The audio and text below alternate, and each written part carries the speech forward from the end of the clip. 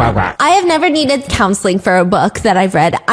Until now. Are you I'm sure about that? No, but this is pretty bad in like the world of not crime. This is as bad as it gets in not like a historical book, true crime book. None of that. This book makes me want counseling. I'm throwing up. It's as bad as they say, but that's why it's so good. Because it is so bad. You're like, this can't be freaking for real. And then you keep reading the next page and the next page.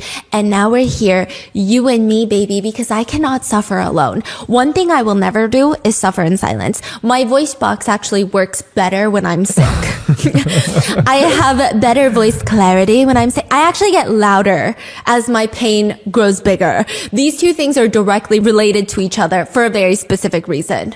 So with that being said, let's get into more The Memoir by Molly Winter. And I do want to say that I discovered this book while I was watching I don't think she knows that I exist, a Read with Cindy video. And she was rating the romantic partners in books and if she would marry them in real life. Now, this is a nonfiction book, aka this is a real ass book. It's a memoir. The woman who experienced all of this in her marriage is writing about it, tippy tapping on her keyboard, writing about it, published it, now is tainting all of us with sin. Now, Cindy rated, well, I can't really kill people, like real people, because she has a tier where she was like, I would kill these people. But she felt bad killing these people because they're real people. So she ranked it a little bit higher, but that got me so intrigued. I'm like, what would make The Greatest All Time, Read with Cindy, want to kill people? And then I read it. And now I can't stop thinking about it for like the past week and a half. So here we are. Okay, I still have no idea what you just said, but This is a book about a wealthy couple in New York. At least I think they're wealthy because they have so much time freedom and they have amount of resources to get hotel rooms, get babysitters, go on random ass trips all of a sudden. who's the author? The author is Molly. Molly. Yeah. Molly married a guy named Stuart. She calls him Stu. Okay. Okay. And she wrote a book about what? Her marriage with Stuart. Real story. Real story. And like, we hate Stuart. I think I hate everyone. I think this book makes me hate you. Okay? There were times I'm reading this book and I'm like, fuck men. And then the next chapter I'm like, bro, fuck women. Like, fuck everyone. I hate humanity after reading this book. She writes about her marriage and how it became an open marriage, and 10 years of their open marriage is slammed into this 300-page book. And I have never, truly, I am someone where I love everything. If you love it, I love it. If it's consensual, you love it, I love it. Truly, I love it. I'm not really judging you like that. I'm just like, that's a choice. But still, no judgment, just love in my heart for you and your free will. And I think polyamory is beautiful. I think open relationships have the potential to be beautiful. Is it for me? No. I read way too many murder novels, okay? But it is for some people, and I think it's beautiful. I think those people are at a place in their lives, in their emotional intelligence that is great. I can't do an open relationship, but if that's you, do you. That's what I'm trying to say right now. That is what I'm trying to say. I think you have the emotional intelligence. You have the emotional maturity to withstand stuff like this, to go through this turmoil. I don't. So let's get into Molly, the woman who almost ruined my random Tuesday. The whole escapade starts when Molly escapes from the mental asylum. That's crazy. No, I'm just kidding. She doesn't actually, but she does end up at a bar. Yeah, it's just, she's married. She has a husband. How old is Molly? Molly's like in her 40s, buddy. Oh, okay. And she's got 2 kids. One of them's, I don't know, 6 years old.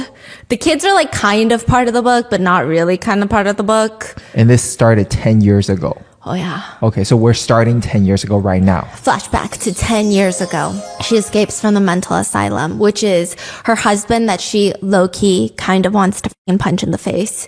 Sometimes I feel like I'm in a mental asylum and you're my caretaker. Okay.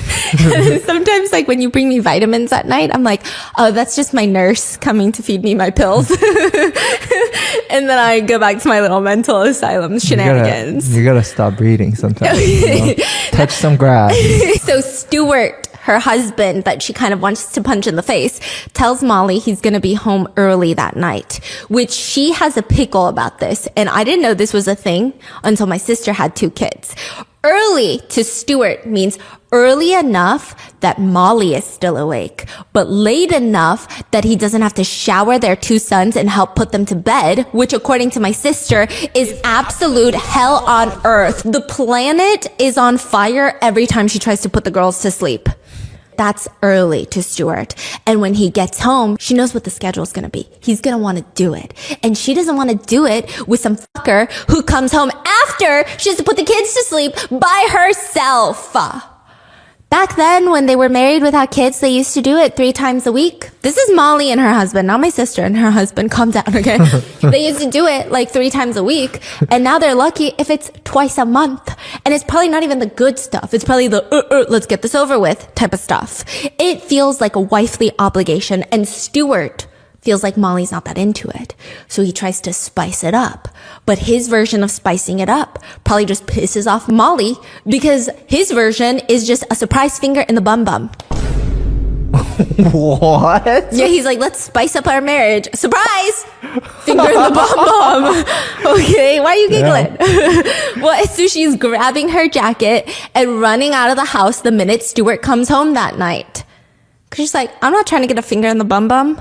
This is her escape from the mental asylum. Kids are asleep. Stuart just got home and she's running outside. She has nowhere to go. And she runs into an old colleague of hers, Kayla. Kayla drags her to a bar and she's like, come, it'll be fun. I'm meeting with friends. She gets to this random bar in Brooklyn where all of Kayla's friends are there. Young, hot, childless people. And there's this man behind her with this deep voice, green eyes, wearing jeans, slim hips. He looks young. He looks like he's not a dad. He looks like a daddy, not a dad. He gets her a beer. I'm just curious, how did you end up getting dragged here? He's asking her, Molly. How old is he? He looks 8 years younger than her. 8 years younger. Okay. He doesn't look, he is. He's 8 years younger than her. So she's 40 and he's like 32. Exactly. Okay. But he has a air of youth, the air of youth that someone without children can only have. You know what I mean? That's how Molly is describing these people. Okay. To her, there's people with kids and then people without kids. People without kids, they be living life. They be living, okay? So then he's like, where did Kayla drag you and find you? And she says, I escaped from the mental asylum. That's a pretty close guess to what I was thinking. You have the air of an escapee. And she's like, I have 2 kids. Already, red flags. Molly says she starts getting upset that she just confessed that she has 2 children. She keeps hiding her hands when she realizes that she still has her wedding band on and she's regretting telling him that she's a middle-aged woman with kids. But instead, this guy named Matt is quite understanding. Is Matt also real? Everything's real, Everything's right? real. These people are all real. So she's like exposing these people too? I don't know if she changed their names. Oh, okay. She doesn't really put their last names, I think. Okay, got it. And he's like, no, I get it. I mean, not personally. I don't have kids, but my sister has 2 kids. She lives in Iowa, but I visit her a lot. That's probably how I recognize the look on your face. So she has no makeup on. You know, she barely put on deodorant this morning. She's been running after the kids all day. And she's like, it's that obvious. Not in a bad way. You just look like someone who needs to decompress. So that night. Damn, he's smooth. Oh yeah, that night they played darts. Matt pays for all of Molly's drinks because she didn't bring her wallet. And by the end of the night, Molly writes her number down and gives it to Matt. The purpose is that she owes him. But Kayla's so confused. Why are you giving your number to Matt? Matt is 8 years younger than you, which is besides the point, because you're married with kids. And Molly's trying to reassure her, it's literally nothing. I am married, Kayla. Yeah, if you say so. It is the best night that Molly has had since her kids were born, which makes her kind of feel shitty and guilty. So she rushes home, and the minute that she steps out into her Brooklyn apartment, the toys are everywhere. Everything is everywhere. It's a mess. It's back to mom life. She runs into the bedroom, and Stuart is awake, reading on the bed. Look who's back. She feels like a little twinge of guilt. She runs into the restroom and she pees with the door open because that's what you do when you have 2 kids and you're married. And she's sitting on the toilet. I thought you would be home in less than an hour. I would have called you, Molly, but you left your phone. Sorry. She left her phone? Yeah. That is crazy. So where were you? I was getting worried. I didn't even make it down the street. I ran into Kayla and we went out for a few drinks. Kayla? Yeah, one of my teaching friends. You never met her? So weird. Ah. Then who's Matt? That's fucking crazy. What the f***? She flushes the This toilet. is unreal. Yeah, no, it gets worse. This is nothing, honey. This is elementary. Just you wait. She flushes the toilet to buy some time. Matt? Oh, Matt. He was at the bar with Kayla. I think he's one of Kayla's friends. How do you know Matt? He sent you a text a few minutes ago. Oh. What did it say? Stuart reads it in a sexy voice. Great meeting you tonight, Molly. I hope we can do it again soon, Matt. I said, he was at the bar with us. I had to flirt my way into getting a few drinks because I forgot my wallet. And he's like, well, looks like you did a great job in getting some free fucking drinks, bitch. Molly's face is turning red, but she's trying super hard to play it all cool. So like, it was nothing. And he asks her, are you going to see him again? What? No, why would I see Matt again? Why not? Because I'm married to you, remember? Oh, I remember. And we have kids, and Matt is young and single and definitely not interested. Well, he sounds interested. Seeing his text message made me a little crazy, actually. Wow. And she's like, what the fuck is going on? Oh, well, I don't know if she's thinking that. I'm thinking that for sure, though. Me, Stephanie Sue, reading this, I'm like, y'all are weird, okay? Yeah. He's pissed or not pissed? The energy is like horny. Yo. Oh. If I'm being so real with you right now. And, well, I'm glad you had fun, you know?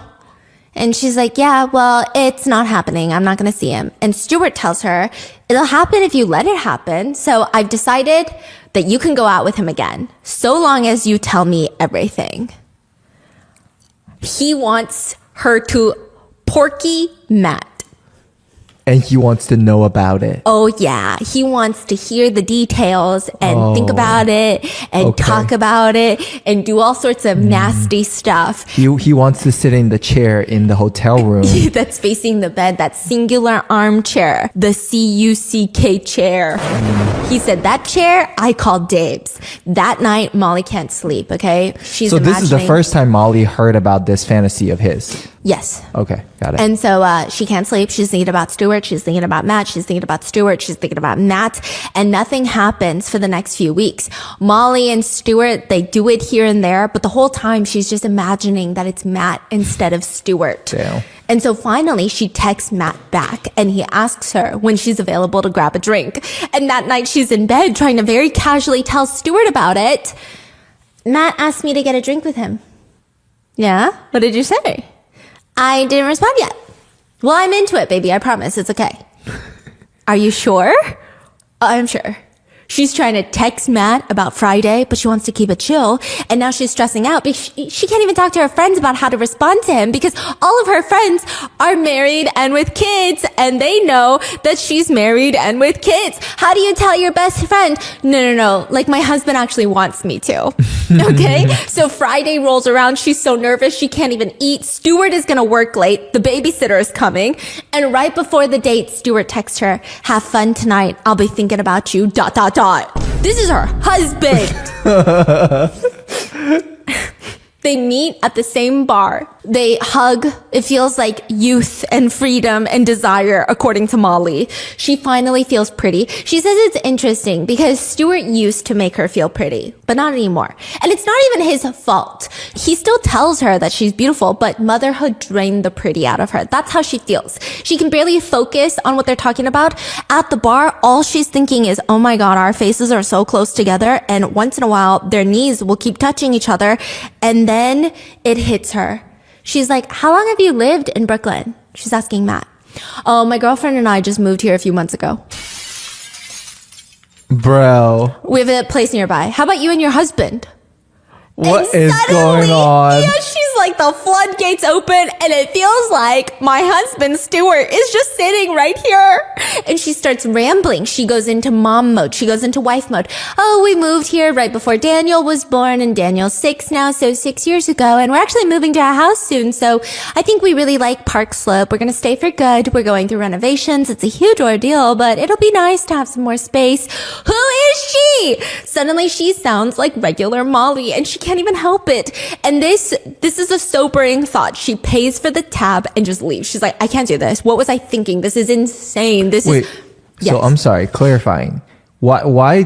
So the moment that he brought up that he has a girlfriend, Yes. she went back into the mom mode? Is that what you're saying? And then he was like, how about you and your husband? Oh, like the moment they bring their partner. So now, did she know Matt has a girlfriend? She just found out. Oh. She just found out. So what the f*** is Mac doing here? Exactly. Every single person in this book is deplorable. Every single person in this book, if they were admitted for a crime and they said, hey, Stephanie, can you be my character witness and say a few nice things about me? I will pay you $100,000. I would say absolutely not. So Matt is Yes. in a relationship and Mac's trying to sleep with Molly. That's Yes. also in the marriage. Like he didn't care. No. He's like, let's just do it. Whatever. Yeah. He Okay. said, let's just boink boink. Okay. She just pays the tab and leaves. And she says, I just didn't realize it was getting so late. Bye. And she's walking home about to cry. She feels, and like you would think that she's about to cry because you have this moment of, what am I doing? I'm a married woman and like this is so weird. But she's like, of course Matt has a girlfriend. Of course he wasn't just thinking about me, waiting for me to text him back. She writes, he probably finds me entertaining, an older woman who slobbers over him and boosts his ego. So already, I don't know if I like these people, okay? On the way back, she texts her husband, I'm on the way home now. Already? Yeah, it just didn't feel right. Oh, I'm sorry, baby. Are you okay? Should I come home? And she said that it feels odd. She doesn't want him to come home because she wants to mourn something that she never had. Also, you have a husband, lady. Which she's like, I just want to cry in bed alone thinking about losing Matt. And she's like, I'm fine. Just tired. I'm going to go to bed. And he's all, okay, I'm here if you need to talk about it. I love you. Love you too. So Molly and Stuart's intimate life gets really weird. Molly isn't thinking about Matt anymore, but it's all Stuart can think about, and it makes him extra excited in bed. He's all, imagine I'm Matt. Wait, Stuart's like role-playing Matt? Yeah. That's crazy.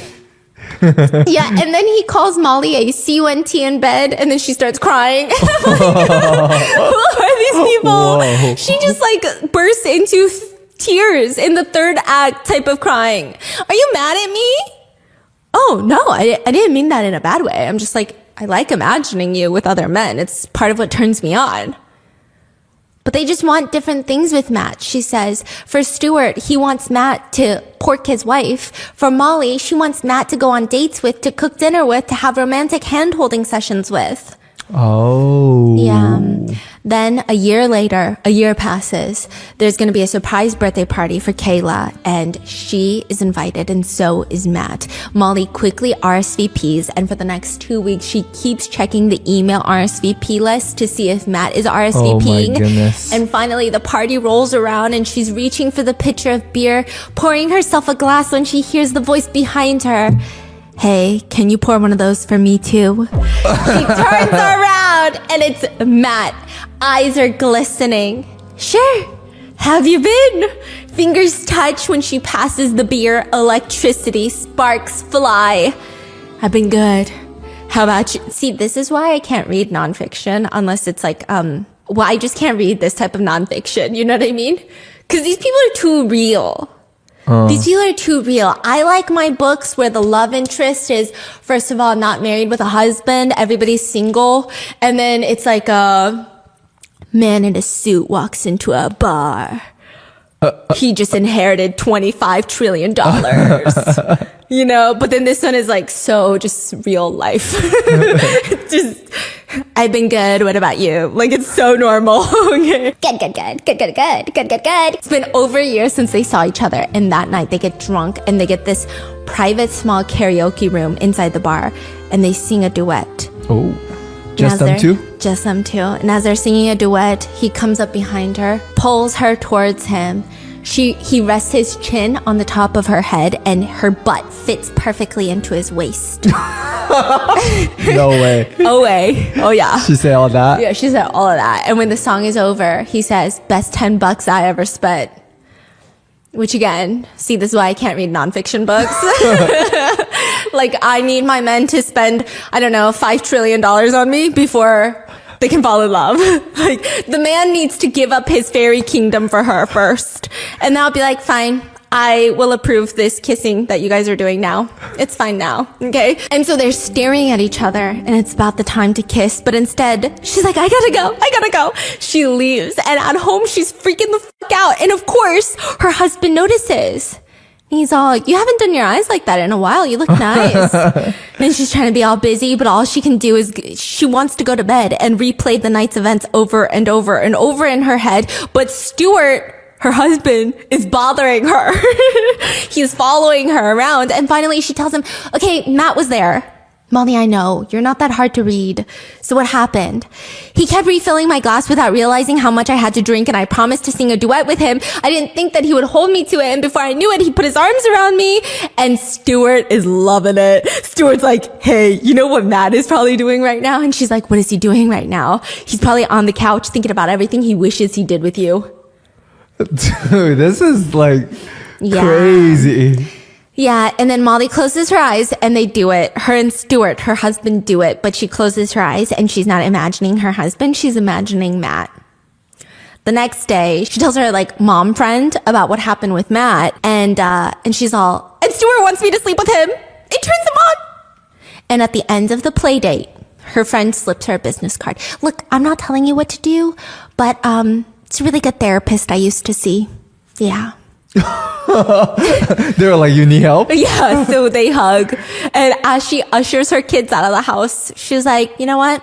I'm going to text Matt and not the therapist.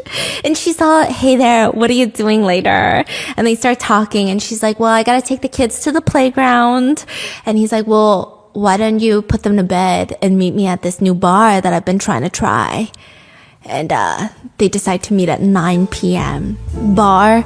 They walk in, sexual chemistry. She's been waiting for this moment. Even at the playground with her kids, she was on autopilot. She was all like, yay, you're doing so great, sliding down the slide. Anyone can fucking slide down the slide, bitch. Slide down the slide some more. But she's not thinking about it. She's thinking about Matt. Finally, he says, do you want to come over? What? My girlfriend's out of town. I live close by. I'd really like you to come over. See, this is why nobody's redeemable. Because sure, Molly has the permission, not the permission, but she has the consent from her husband to see Matt. But the fact that she knows Matt has a girlfriend. And we don't know if the girlfriend has like okays this. No, she hasn't. It's pretty clear in the book. Oh, he's behind her back. Yes. Wow. And Molly wants him to feel like she's doing this behind Stuart's back too. Oh. Because he's having emotional turmoil. Okay. He's all like, maybe we shouldn't because I have a girlfriend. And then she's all like, maybe we shouldn't because I have a husband. Oh. I know. I'm telling you. Complicated. It's not complicated. It's morally corrupt. Yeah, it is. But like the game that she's playing. Yeah, wow. I know. So that's what I'm saying. It's hard. If she was just going after a single dude, it's like, okay, you and your husband are a little kinky, but this is weird. Yeah. So they go to the apartment and she's about to do it, but she runs out into the rain, super stressed. Like they were making out in his studio apartment, and that's when it hits her. Oh my God, this guy is young and he lives in a studio apartment and he's got a girlfriend and I gotta go. She runs out and she texts Stuart everything that's happened. Like we were making out in his apartment and I just couldn't do it. So I'm now outside. And she finally texts her husband, should I go back to Matt's place? And he says, go for it. She runs back, knocks on his door, and before he can even open the door, her shirt is all the way unbuttoned and her boobies out. And they do it. Yeah. What? When she gets home, Stuart asks, how was it, my sexy wife? Oh, it was fun. But what she wants to say is, she wants to go back and hang out with Matt. And I'm like, this is so bad, but it gets worse. That weekend, Molly and the kids are going to visit Molly's mom, which is the perfect time, so fucking convenient for Stuart, her husband, to casually bring up So Lena invited me over this weekend while you guys are out of town at your mom's. Wait. Lena, as in your ex-girlfriend? Yeah, I think I told you she's going through a pretty rough divorce. She just wants to talk. That is wild. And what's her like reaction at that point? She wants to sob, throw up, and die. She's like, just talking, huh? I think so, but... And Molly's like, I don't like this, but she's also telling us through the book, like, I did just sleep with a guy, and while his girlfriend is out of town, I don't know what's going on, and now Stu's bringing this up. And he said, but what if it's not just talking? You know, how would you feel about that? Not great. Molly says, out of all the girlfriends Stuart's had, Lena is the only one that broke up with him, and they remained friends afterwards. She is older than Molly. And I don't know why Molly feels the need to include this, okay? But she's like, also, I'm like kind of hotter than her, basically is what she says. So I was never jealous of her because I'm hotter than her and she's older than me. And I'm like, girl, I feel like you do need that therapist. You should call her up ASAP or call him up ASAP. And she's like, I'm not sure. And she feels like she wants to throw herself onto the ground, cry in a fetal position. But she says, I guess it's okay. I mean, it's not fair if I'm the only one who gets to. And he's all cool. I mean, I doubt anything's going to happen. She's still pretty hung up on her husband. But I just wanted to make sure you're okay just in case. Uh-huh. I get it. And you're sure it's okay? Yep. And she looks at him and she's thinking, does he know I'm lying? And I'm like, bitch, of course he knows you're lying. Like, he knew that you went and hung out with Matt without you even telling him, and suddenly he's fucking dense and doesn't know that you're lying? He can tell. But instead he's all, I'll drive you to the airport tomorrow. I have so many things to say. This is when I decided I hate everyone in this book, because it feels like he conveniently tells her nonstop, and you'll notice this as a pattern. He tells her, you can go do these things with other men just so he could do it with other women. And then also an open relationship, and then suddenly an ex-girlfriend that's completely different from Matt down the block, and then an ex-girlfriend with so many emotional baggage. Yeah. So And yes. does it sound like he's already planned this from the get-go? Yeah. He's like, okay, the moment that she does this, then I can do A, B, C, D, E right Yeah, after. I feel like he's manipulating Yeah. and plotting. Yeah. And then the fact that she's like, at this point, she already slept with Matt, so what can you say and do now? Like, yes, but also it's so crazy to me that these two people have children together, because I feel like we could be having an argument about bagels and I would feel very comfortable telling you that's not the same thing. Like, I feel like in this moment, if you're in a loving marriage, you could say easily, well, I don't feel like that's appropriate because it's not the same thing. Like, she feels guilty and pressured into saying yes because she slept with Matt. But also, it's not the same thing. It's an ex-girlfriend. It's very different. She goes to her parents' house. I think they live in Chicago. And it's just the whole weekend. She can't think about anything but Stuart and his ex-girlfriend, Lena. She's taking care of the kids. She's taking care of her sick mom. But again, all she can think about are Stuart and Lena. And she also reminisces to back to, I believe, 6 years ago, before she gave birth to their first son. Her aunt had randomly told her that her mom had an affair with her best friend. So Molly's mom had an affair. And Molly's aunt was like, oh, your mom's not perfect. She be cheating on your dad. And I don't know why she just thinks about that. I guess the open relationship and all of this is bringing it to the forefront of her brain. And she's thinking about all of this and the harsh realities of motherhood. And finally, she confronts her mom about it. And her mom is just very nonchalant. Like, she asks her mom, does dad know about what you did with Jim, your best friend, how you had an affair? And she's all, yeah, it was your dad's idea. No freaking way. So she's like, what the fork is going on? She lands back in LaGuardia. Stuart picks him up from the airport, and suddenly, Stuart that she didn't want to see, Stuart surprise finger in the bum bum, suddenly he's a hottie with the bottle body. She's like, I have never realized how sexy my husband is. What do you mean? Because I guess he spent the weekend with the ex-girlfriend, she suddenly appreciates her husband more. She's like, my husband is so hot. I should tell him that more. Wait, what? That's what I heard in a lot of healthy open relationships. Clearly, this is not a healthy representation. But from there was a brief moment where TikTok, my FYP, was all these polyamorous relationships because There was like a thing on TikTok. People talk about their relationships, and then there's a lot of engagement because people are like, I could never, right?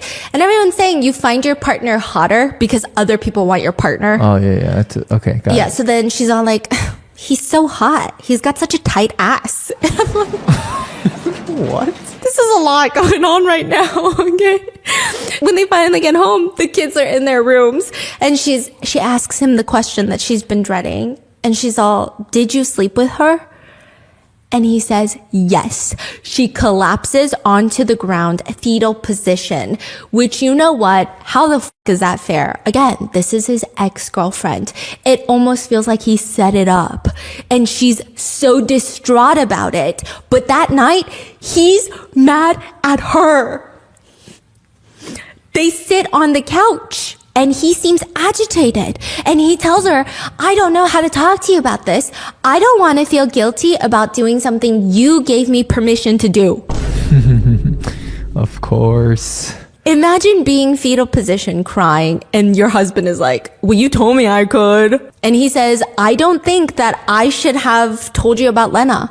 I'm into hearing about you and Matt, but I don't know. You don't feel the same way about me being with other women. So I just want you to know that Lena is never going to replace you. She is my friend, and that is it. Just like you and Matt, it doesn't mean anything. Again, Molly's head is spinning. Meanwhile, the skull density of Stuart's head appears to be getting thicker and denser. He says, but I will admit, it feels good to be seen as attractive, you know? And Molly is just sobbing. She's like a mess right now.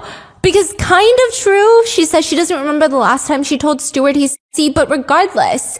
And he picks up her limped hand and he says, I think we have a decision to make. Do you want to stop? Molly's going through it in her head. On one hand, she doesn't want to see Stuart with anybody else, but also at the same time, she doesn't want to stop seeing Matt. So there's that. And in that moment, Molly's so confused, she doesn't even respond. And this Stuart says, I love you, baby. I will always love you. But why don't we try a new rule? I'm not going to tell you anything more about what I'm doing. Okay? But you have to tell me everything. What? Bruh. How is that fair? Rage. I just felt rage. Okay. Over the next 4 years, again, if you guys are into polyamory, I'm sorry. This is like the worst representation of polyamory. And if you guys are thinking about polyamory, I do think that this book could be a cautionary tale of what it should not be. This is literally the stereotypical, your husband gaslit you into being in an open relationship that you never actually wanted. So then you gaslight yourself into thinking that you wanted it, that you see on Reddit. So over the next 4 years, they embark on an open relationship, and Molly only sleeps with Matt a handful of times because he has a girlfriend. And usually when the girlfriend is out of town, she'll go, or when Stuart and the kids are out of town, he'll come. But now that, now every time that they sleep together, Matt will text her, I can't do this anymore. I feel too guilty. I can't do this to my girlfriend. Molly will cry, she'll mope around, and then try to focus on the kids, and then slowly Matt will come around again, and then they'll text, and then they'll boink, and then it'll happen all over again. And she will, of course, talk about all the things she does with Matt while in bed with Stuart, but she will freeze when he puts her in a pose that feels unfamiliar. The question being, where the hell did he learn to do this? Just like the worst marriage ever, just like not healthy in any sense of the word. And one day she's confronted with it because she's doing the laundry. She clears out his pants pocket, pulls out what feels like a credit card. It's like a key card for the Hilton Hotel. She almost feels like he left it on purpose. She's jealous, but she's angry, but she technically has no right to be angry. I don't know. Listen, it feels emotionally draining. I feel like even a long-term monogamous marriage, you already have so many things that are emotionally draining. Like, why did the bagel go missing? I don't know, okay? It's fulfilling and emotionally draining as it is. But then like to throw all this into it, it's like, calm down. We don't need all of this. Life is already a journey. But it gets worse for Molly when she brings Matt over to the house when the kids are asleep and Stuart is working late at the office. And she texts Stuart, Matt's still here, but he's not as great of a lover as you. What? Except she doesn't text Stuart that. She texts it to Matt on accident. And he comes out the shower he thought they were both cheating because he would feel so guilty about his girlfriend and she would all be like, I feel guilty too. That's crazy. And he's like, what the fuck? But also, I think Matt is weird too. This is what I'm saying. And Matt got excited? No, he got so upset. He's disgusted with her and runs out on her. He says, how dare you not cheating on your husband? Exactly. How dare you do this consensually? Exactly. That's why I'm like, every single person in this book, I don't like anyone. What a psychology, right? Yeah. Now it makes it, I wonder what that feels like in that moment. Maybe like just exposes him as the worst human because he is the only one that's cheating actively. And nobody else is. Yeah. Versus, I don't know. I mean, sure, like she's quote unquote lying to him, but. So he in his mind probably thinks, this is how Molly thinks about it, okay? That he is torn. This is main character moment. He loves his girlfriend, but also Molly's ass is so juicy, right? But then now he feels like for Molly, he's just a fun time to be used by Molly and Stuart. Stuart likes to hear about it, so Molly will do it and then tell Stuart about it. He's a pawn in their marriage. Whereas to him, he thinks he's all conflicted. He's a tortured artist, No way. He's disgusted. He runs out on her and she feels this heartache, penetrating heartache. She talks about this heartache with Stuart. She talks about heartache about losing Matt, and just overall she's in so much pain, and they decide that they're going to take a break on this whole thing of an open relationship and go to couples therapy. That's crazy. Okay. And the therapist, the therapist goes, I don't get paid enough for this. Just write a book. Okay, so she actually sees an individual therapist and a couples therapist. There's a lot of therapy bills. This is what I'm saying. Like, also a lot of Goodreads reviews say that the privilege that they have is never addressed. They live in this really nice area in Brooklyn. They're constantly getting babysitters, paying for hotels. They got multiple therapists on call. Yeah, and she's just like over here, hee hee ha ha, I have the worst life ever. It's a very self-indulgent memoir, I will say that.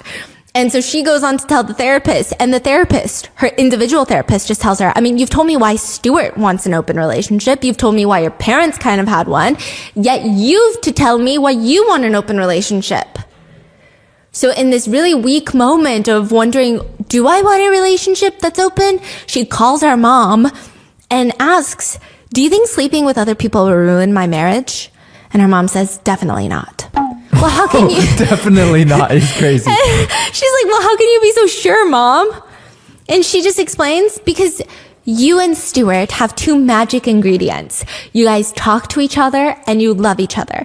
If you keep doing those two things, opening yourself up to new experiences can only make your marriage richer and stronger. Listen, I'm sorry. I don't think that they have good communication in their marriage, but I digress. And she's all, Mom, you make it sound so easy. Was it easy for you and Dad?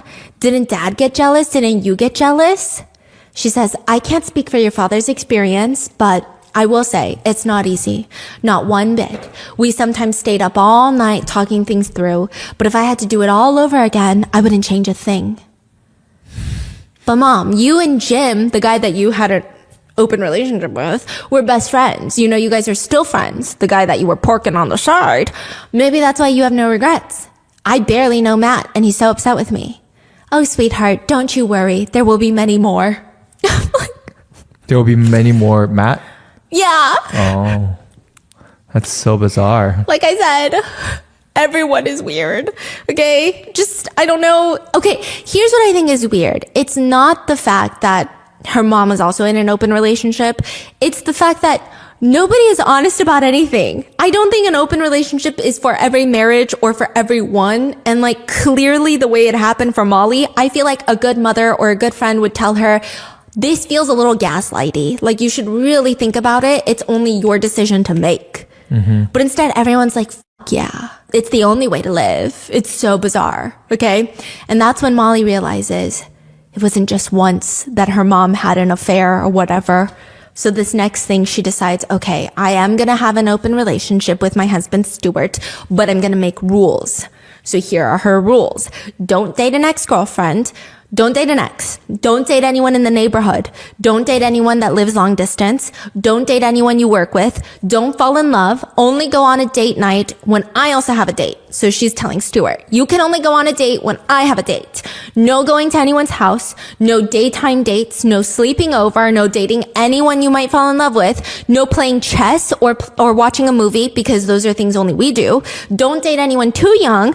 Don't show me pictures of who you're dating for at least a year. Tell me a little bit, but not too much. And seriously, no falling in love. And don't text me right after a date. Which sounds like she has boundaries and rules for life, right? Okay. So tell me why Molly, who is free to sleep with whomever she pleases, decides that she's going to go on Ashley Madison to find dates. Okay. Oh, everyone's like, wait. Married. Ashley Madison, everybody's married. Okay. So I'm like, why would you do that? Why don't you just go on Tinder and go sleep with a bunch of single men? Because you consent, the men consent, and Stuart consents. Everybody's happy. Yeah. But she goes and exclusively finds married men who want to cheat on their wives. And it's very clear throughout the book that Molly has a lot of insecurities, and she kind of feels power, I think, in that. I don't know. So how did she justify her going on, Ashley Madison or whatever? I guess they're going to cheat anyway. Oh, she's saying these men are wanting to cheat regardless. Mm-hmm. I might as well just sleep with one of them. Yeah. I see. She goes on the website, and the tagline for the website is, life is short, have an affair. Men must pay, women are free to join. Also taking the morally questionable actions another step further, she constructs an alter ego on Ashley Madison as a, quote, spicy Latina. Yeah, basically, if you will. To say that, okay, she just casually says, the twin sins of cultural appropriation and misrepresenting myself to men with Latina fetishes hardly seems important in the world of Ashley Madison. She's like, bruh, these men are bad anyway, so like what I'm doing is not that bad. Wow. What the fuck? Okay, she also writes, within 24 hours, Mercedes is a hit on the website. And she writes, and she eats up the attention like a warm plate of churros. Imagine she's creating an alter ego of a submissive Korean woman on a dating website. I love being bossed around. I'm so submissive because all East Asian women are so submissive. And she eats up the attention like fucking Korean barbecue and kimchi. I'd be like, you are so racist. Like she's racist, okay? Allegedly. No. Her first date is with this guy named Mike at a bar. And he's just so shocked that she looks like the photos on Ashley Madison. And he goes on this full rant about how another date that he went on, trials and tribulations, the picture that he saw of the woman he thought he was going on a date with looked 20 years old. She looked 20. And the picture of her is standing in front of a massive billboard. And it's the billboard for a James Bond movie that recently came out. So it must be her, right? But then she shows up 30 years older. And he's telling Molly, I don't know how she aged so fast. It doesn't make sense. So I was trying to nicely ask her, because I can't just be like, hey, so in the span of like 2 weeks, how did you fucking age 3 decades? And she just explains, oh yeah, that's my daughter's picture. But everybody says we look exactly alike. Bro, using your daughter's photo on a cheating website, dating website is like, wow. Yeah. Dude. Didn't I tell you everyone, the bar is in hell? Like everybody's in hell. This is a book from people in hell. This is what hell feels like. And then the fact that he's talking to Molly about it as if like he went through so much in his life, trials and tribulations. It's just so hard to cheat on my wife with someone hot. Like that's the way he's presenting this information. Oh my God. And he's impressed by Molly, and he says, I just have to say that you are absolutely gorgeous. Way hotter than even that lady's daughter. Molly says this is exactly the validation that she craves. Molly takes Mike to a cheap motel, which it's crazy because she's very raw in the book. When she's at the bar with Mike, it's this hot and steamy experience, but suddenly the place looks gross. The lobby is gross for this motel. They're glancing around. They try to get hot in the elevator, but it's just awkward and gross. Once they get up to their room, they got to use the restroom, and his hard drive keeps going into soft pillow mode. And then she's just trying to get it over with using her oral devices. And again, this man is married, and Molly writes, I do derive a kind of pleasure. I imagine this is the first satisfying orgasm he's had in years. And she says, and I feel special. She's honest, huh? Yeah. Is she very, very honest about everything? Yeah, so honest that it's like a train wreck. And you can't stop reading. She needs 25 therapists. But she, I don't know if her honesty comes from a place of wanting to be as raw as possible or the fact that she thinks that this is totally normal. I feel like she thinks this is totally normal, if I'm being honest with you. And then Mike makes a whole spiel about like, oh, that was great, you were great, but I gotta catch a train, you know what I mean? And he leaves her in the room, enveloped in sadness, she says. And even though none of this was fun, she gets sad when it takes Mike 2 days to text her back. And he texts her, can't stop thinking about your mouth. We should do that again sometime. Which is why she tells her therapist, I think I'm gonna date multiple guys. That's what Stuart does. He's dating like 4 women right now. But Molly feels like things are getting better, She's got 2 men on rotation that are super fun in bed, experimental even. One of them is like half French, and he's got a French accent that she keeps writing into the book. Like everything she says, is, is. Yeah, anytime he talks, it's easy. Easy. It's always, it is sexy, no? Like very like that. And I'm like, I feel so like. So she's writing it in okay. And you're like trying to read it in that voice. Yes, and then I'm like, is this okay? Like, am I gonna get canceled for that? I'm reading it in my head like that, and I'm like, this feels wrong. But I can't not read it because it's easy. You know what I mean? Okay. So one of them tells her to go to the adult shop to purchase something to put in her bum bum. And she goes and she buys it and she tries to experiment it with that at home because she had talked to the sales lady who sold it to her, and they were like, yeah, you got to start with like 10 minutes first, then 15 minutes. And then some people love it. They like sleep with it. And she's like, that's weird. I can't imagine just like catching some Z's with this in my butt, but bun bun. Bun bun. She puts it in her bun bun, and then she texts Stuart to come upstairs. And like I said, she's rich because like upstairs in New York, come upstairs is crazy, okay? She's like, come upstairs to see what she's doing. I guess he takes too long doing whatever he does for work. And she's just face down, bum up with something in her butt. And he just walks in and is like, is this an invitation? But at this point, it's no longer pleasurable. She said, at this point, it's just painful, And she said, well, that's what I was thinking when I texted you, but now it's starting to hurt. And he looks confused, and she starts getting angry. Why did you take so long to come upstairs? And he's like, why are you angry with me? You bought a toy to use with your boyfriend, and you're yelling at me because I couldn't come up fast enough to test drive it? And she starts screaming and crying. I bet you took your time because you're so tired from having sex with like a million other women that you don't even want to have sex with me anymore. Which you would think, okay, can I just say, throughout the book, Molly has multiple mental breakdowns. What is going on, okay? When I have a mental breakdown, it's a mental breakdown and you want support from your partner, regardless of what the mental breakdown is. Molly has so many mental breakdowns, and not once is Stuart like, you know what, maybe an open relationship is not what we need because it's clearly mentally affecting you. Not once! Honey, is that not crazy? Yeah. And so he's just like, a million women? I'm glad you think I'm such a Casanova, Molly, but that's a slight exaggeration, don't you think? And Molly just feels upset. She feels like Stuart is winning this open marriage competition, and he tells her, you know why, right? Because I date women and you date men, and we both know men suck. Yeah, so do you, Stuart. I don't know what to say, okay? Yeah, and it's just kind of shitty. She goes on to detail how none of the guys she goes on dates with wants to spend money on her because a lot of them are in marriages, so they can't spend money. And they buy cheap motels or hotels, or they have her book an office space, and then she gets fined a bunch of money because you're not supposed to be doing it at a fucking WeWork. What?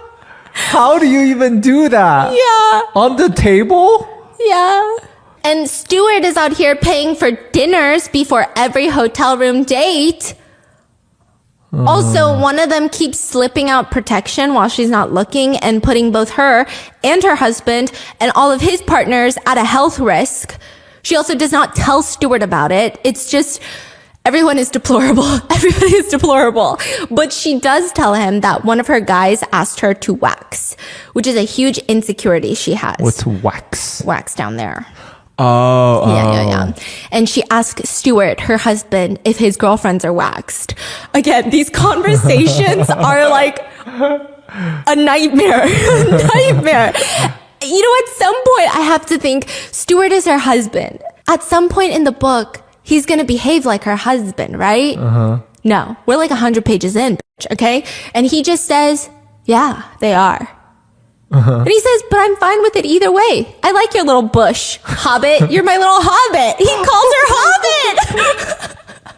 Dude. Again, I don't know if I'm just sensitive, but is crazy. everything that comes out of Stuart's mouth, like to call your wife a hobbit is some nasty work, brother. Okay, it's some nasty work. I would probably get a divorce right then and there. Anyway, the eldest son is 13 by this point. They've been in an open relationship for quite some time. And the eldest son texts Molly one day while she's traveling for work. I don't even know what any of these people do for a living. Okay. And he texts her, Mom, are you in an open relationship? She freaks the fuck out, calls him at the gate. Calls him at the gate while she's itching her crotch. Why? 'Cause she got a wax. Oh my gosh. And it's itchy. And, you know, he says that he was at home with dad and dad's computer was open and saw his OkCupid profile. Was it where it said that they were in an open relationship? And he thought that dad lied. And he's confronting mom and she confesses, well, it wouldn't be fair if only dad was in an open relationship, right? And he agrees.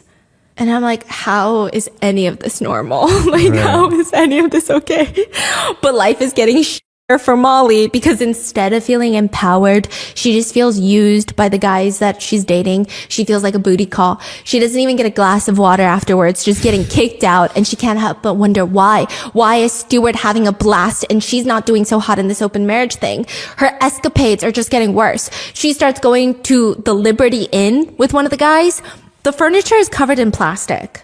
It's a cash preferred type of place. The front desk will call the room before cash runs out on the time. It's like hourly, not nightly. There's mirrors on the ceiling. Also, most of them have a wife, you know, and tries to convince her to go to a group sex club in Manhattan. She doesn't want to go. She feels uncomfortable. And he tells her, perhaps it's time for him. This is the French guy. Perhaps it's time for me to find a new button. I'm like, what? What button? And Molly says that when they first started dating, the French guy's mom told him, and he told her subsequently, women are like buttons. If you lose one, you can always find another.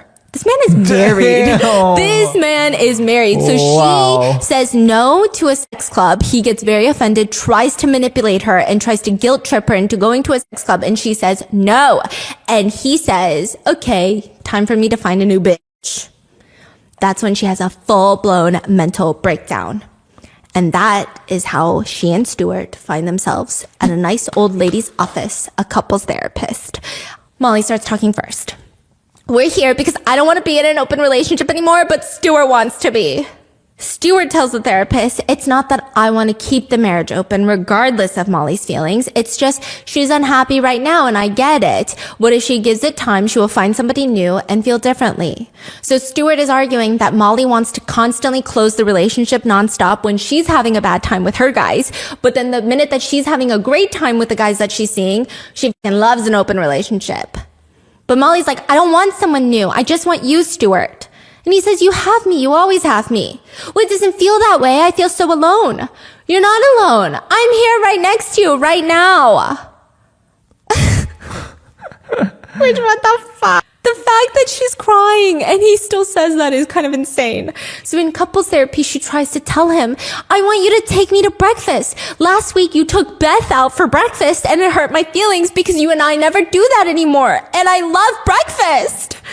And he says, you certainly do. I will take you out to breakfast this week. Pick a day when you don't have workshops or meetings, and we will go while the kids are at school. Is that it? And then suddenly she says, well, now I feel like you're just checking an item off the list. I want you to want to go to breakfast with me and for it to be your idea. And now he gets mad. Oh, I can never win. No matter what I do, she's always upset. And the couple's therapist is just like letting this happen. It's like the worst advice. Then afterwards, she's like, you know what? I'm going to give up Ashley Madison, not because it's a morally bankrupt thing to do, but because I'm going to try OkCupid, because that's what Stu does. And Stuart's having a good time on OkCupid. So she goes on OkCupid. Is it just a regular dating site? Yes, but you can also say like open relationships. So you can meet other people in polyamorous relationships, right? Molly then goes on to OkCupid and she creates this whole profile explaining that she's in an open marriage. Now she meets her next friend, probably the only redeemable character in this book, maybe a guy named Liam. And he tells her that he's solo poly. So this is like the first person in a healthy polyamorous situation. Solo poly meaning that he's solo for life. He never wants to get married, but he takes relationships very seriously. And it's fascinating, like when Molly writes about him, the way that he interacts with her, she says, this is a man that's not afraid to fall in love. So he's just falling in love with everyone. And he feels like partners and romantic relationships are like friendships. Lifelong, very serious, loving relationships. Sometimes friendships don't work out. You feel the pain. And that's the life that he lives. He is so open that he even meets partners through other partners, which she thinks is crazy because the idea of liking Stuart's girlfriend is insane to her. Like to her, Stuart's girlfriends are like her enemies. And he tells her, I'm assuming you haven't experienced compersion yet. And she's like, what? Compersion. It's the positive feeling you get when your partner is with someone else. Kind of like the opposite of jealousy. And she's like, no, I've definitely never experienced that one. I didn't know there's an opposite of jealousy. Yeah. Compersion. Compersion. Yeah. I gotta work on myself a bit to see if I can find that feeling somewhere. It's usually for open relationships. Oh, okay. Okay, yeah. So the compersion, he says it's in a book that you need to read. And she stops by the Strand, the bookstore, and she buys a book called The Ethical Slut, which, okay, some people say it's like the Bible for open relationships. But when I went on Reddit, because I was reading reviews about this book, other people are saying this book was not the best. So I don't know. Take it as you will.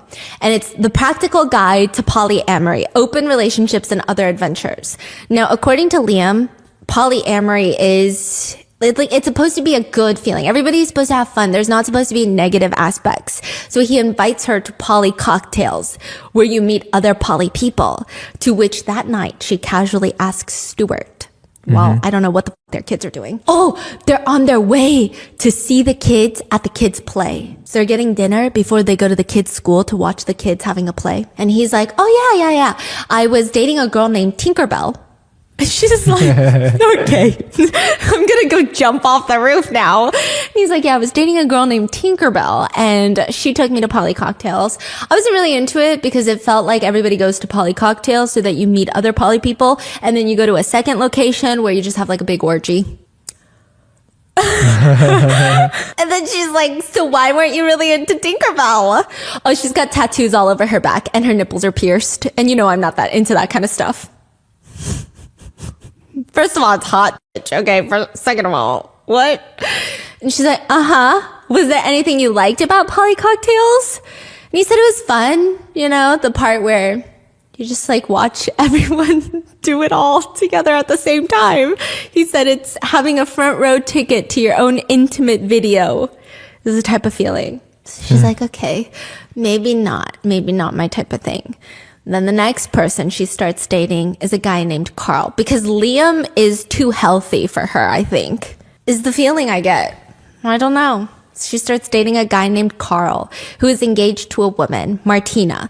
Martina wants to have an open relationship because she's into other women. So she wants to have relationships with women outside of her marriage to Carl. And Carl gets to see other women because he's straight and just wants to have fun. He invites her over one day and their house in Brooklyn, their apartment in Brooklyn is like a spa. He even offers to give her a foot massage and she feels like she's breaking all of the cardinal rules. Because first of all, he lives in the neighborhood. And she feels like she's already falling in love with this guy.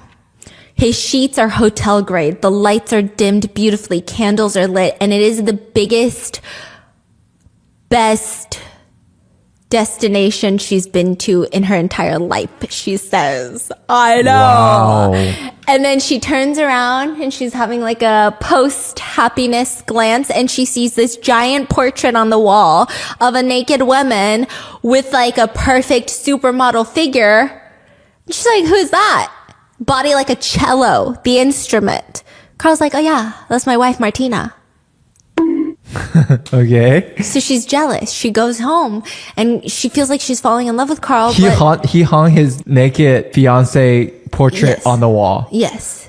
Damn. I mean, they live together. Yeah, but still, that's crazy. Yeah, I guess Imagine this- like I hang you picture like yeah, it's as a lot. piece of art. Like, I mean, I think it's beautiful, but also like imagine when the maintenance man comes over. yeah, exactly. You know, Like, it's kind of like, hey, my wife. so it's very interesting. That night, Carl texts her that Martina came home and said that she is glad he did not change the sheets because she likes the smell of Molly's remnants, which Molly is so confused by because she doesn't like the smell of anything Stuart's girlfriend. So how is Martina just so open? But regardless, she tries going on other dates, but she and Carl decide that they're going to remain monogamous. Okay, this is so weird. This is very weird. Basically, they're in open relationships and they're married to other people. However, they're not going to date other people other than themselves. I am so lost. They're in Okay. open relationships, they're married, but other than their married partners, they're not going to date anyone else but each other. So Carl and Molly are getting extra serious. Okay, They okay. decide that they're going to delete their OkCupid profiles so that they can exclusively date each other and, you know, their actual partners. Okay. Again, I think polyamory is beautiful. I think open relationships are beautiful. I think this is just, Okay. it's just fascinating, okay? But now it's causing problems in her actual marriage. At couples therapy, Stuart tells the couples therapist, it's hard to say what is wrong, but ever since she started dating this guy, Carl, I mean, he lives nearby, and I feel like she's always running over to his apartment. And when she's not over at Carl's place, she's texting him and talking about him. I feel like she's not really present with me anymore. Like, you know what happened the other night? And Molly's like, what happened the other night? Apparently, Sunday rolled around, Molly's making dinner, boys are playing video games, and Stuart is working in the dining room, and he loved how nice it was that everyone was together for once. And then he glanced at her phone, and she had texted Carl, I wish I could just escape and come over right now. Which, like, she's fucking making dinner. What do you expect for her to be like, no, Carl, I'm having the best time of my life. Molly's pissed. And she's like, I know it hurts, but you've been escaping from us for years. You never wanted to be home, and I was the one doing this for years and years and years. I did all the bedtimes, I did all the pickups, I did the cooking and the cleaning and the laundry and the shuttling the kids to the birthday parties and after school activities. So yeah, maybe it is my turn for an escape. And Stuart's like, shit. And the therapist is like, shit. Everyone's just doesn't know what to do. Then later that month, Molly meets Martina. Oh, okay. Oh, yeah. They're snow sledding on the hill. It's snowing, and everybody's sledding down the hill. It's like a small neighborhood. Martina's there with Carl. And they got friends with kids, so they're like, everybody's sledding down the hill. And she runs into Martina, and Martina does not look happy. She's stiff as a board. She's pissed. Carl claims it's because he forgot to mention how hot Molly is, but the whole thing is weird. So to make it up, Carl's like, maybe we should go to a bar and you and Martina can break ice.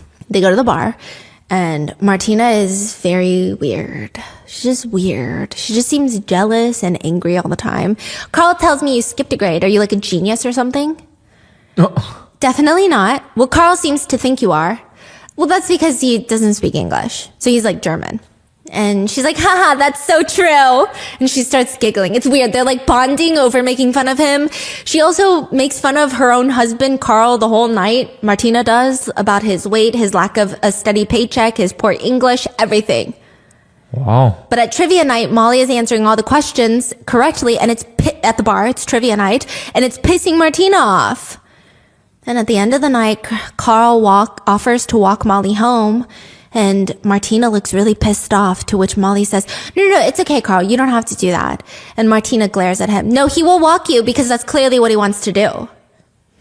He briefly steps aside to talk to his wife and then walks Molly home, even though the whole time she's insisting, like, you don't have to walk me home. Martina clearly is upset, and she's like, okay, if I tell you, you promise you're not going to get upset. Molly's like, I promise. She's jealous. Not that I'm with you, but that you are with me. And she's like, what? She thinks she would feel better if we all had a threesome. Bruh, what is happening? But only if you want to, no pressure. So Martina likes her too. Yeah, and then she remembers that Martina really likes straight women. Okay. Martina really likes to, I don't know. Yeah. Okay, got it. To be the first. But then Molly remembers that she actually had a threesome early on in her relationship with Stuart's ex, which, by the way, they called Wild Wendy. They called the ex-girlfriend Wild Wendy. Okay, I hate this memoir so much, but it's so good because it's so bad that I couldn't stop reading. Okay, she continues to tell Carl, well, let me think about it. And that's all I would ever want you to do. For weeks, she's ruminating about it, talking to Stuart nonstop. Stuart is like trying to converse with her about anything. Stuart is like, make it 4, please. Yeah, come on, let's fucking get this over with. Okay, I'll bring all my girlfriends. It can be 10 people, get it over with, and you can shut up about it. He's getting annoyed. And she ends up doing it. She doesn't end up loving it. Doesn't hate it as much as her first one, but is not a fan. Now, things get complicated when it's not just Carl that likes her, but Martina starts texting her too. And she's like, how does Martina have my number? And Carl is like, what do you mean? She asked for it, so I gave it to her. And then all of a sudden, Stuart informs her that Carl is back on OkCupid. And just like... Stuart, how did... Because... Carl just liked his girlfriend's profile, who is also polyamorous. This is not real. Yeah, so Stuart has an Australian girlfriend that he nicknamed Kiwi. I don't know if that's appropriate, okay? But that's what he nicknamed her, and that's the only way that Molly refers to her throughout the rest of the book. And she says, Kiwi is the one who attracted his attention. She's going to take both my husband and my boyfriend, and there's nothing I can do about it. She then proceeds to have another breakdown. And I get that this happened over 10 years, I assume. So I'm assuming there's greater length between, like, distances between the breakdowns. But it's starting to feel like an every Tuesday type of thing. And if it's an every Tuesday type of thing, perhaps maybe this is not the method of relationship you need in your life. I feel as if she just... I don't know, the answer is so clear. The answer is so clear. However, she gets ghosted by Carl. So she confronts him. She texts him, hey, you're on OkCupid. I thought we were going to delete OkCupid. I thought we were going to be monogamous. I thought we were falling in love. And he ghosts her. He freaking ghosts her. According to Molly's suspicions, Martina likes straight women, and it's Carl's job to bring them home to her. Just like how Matt was a pawn in her marriage with Stuart, she was a pawn in Carl and Martina's marriage. This is like the game that they play. Wow. So then she decides that she's going to date herself now. She has this whole, like, I am a new woman type of thing. She starts boxing, plays the guitar, focuses on herself, on her relationship with her mom. I'm like, does this lady have a job? Okay. Then one day she's going off into nature and she goes on this little vacation with Stuart. And they go on this hike and he starts talking about Kiwi, his girlfriend, Australian girlfriend.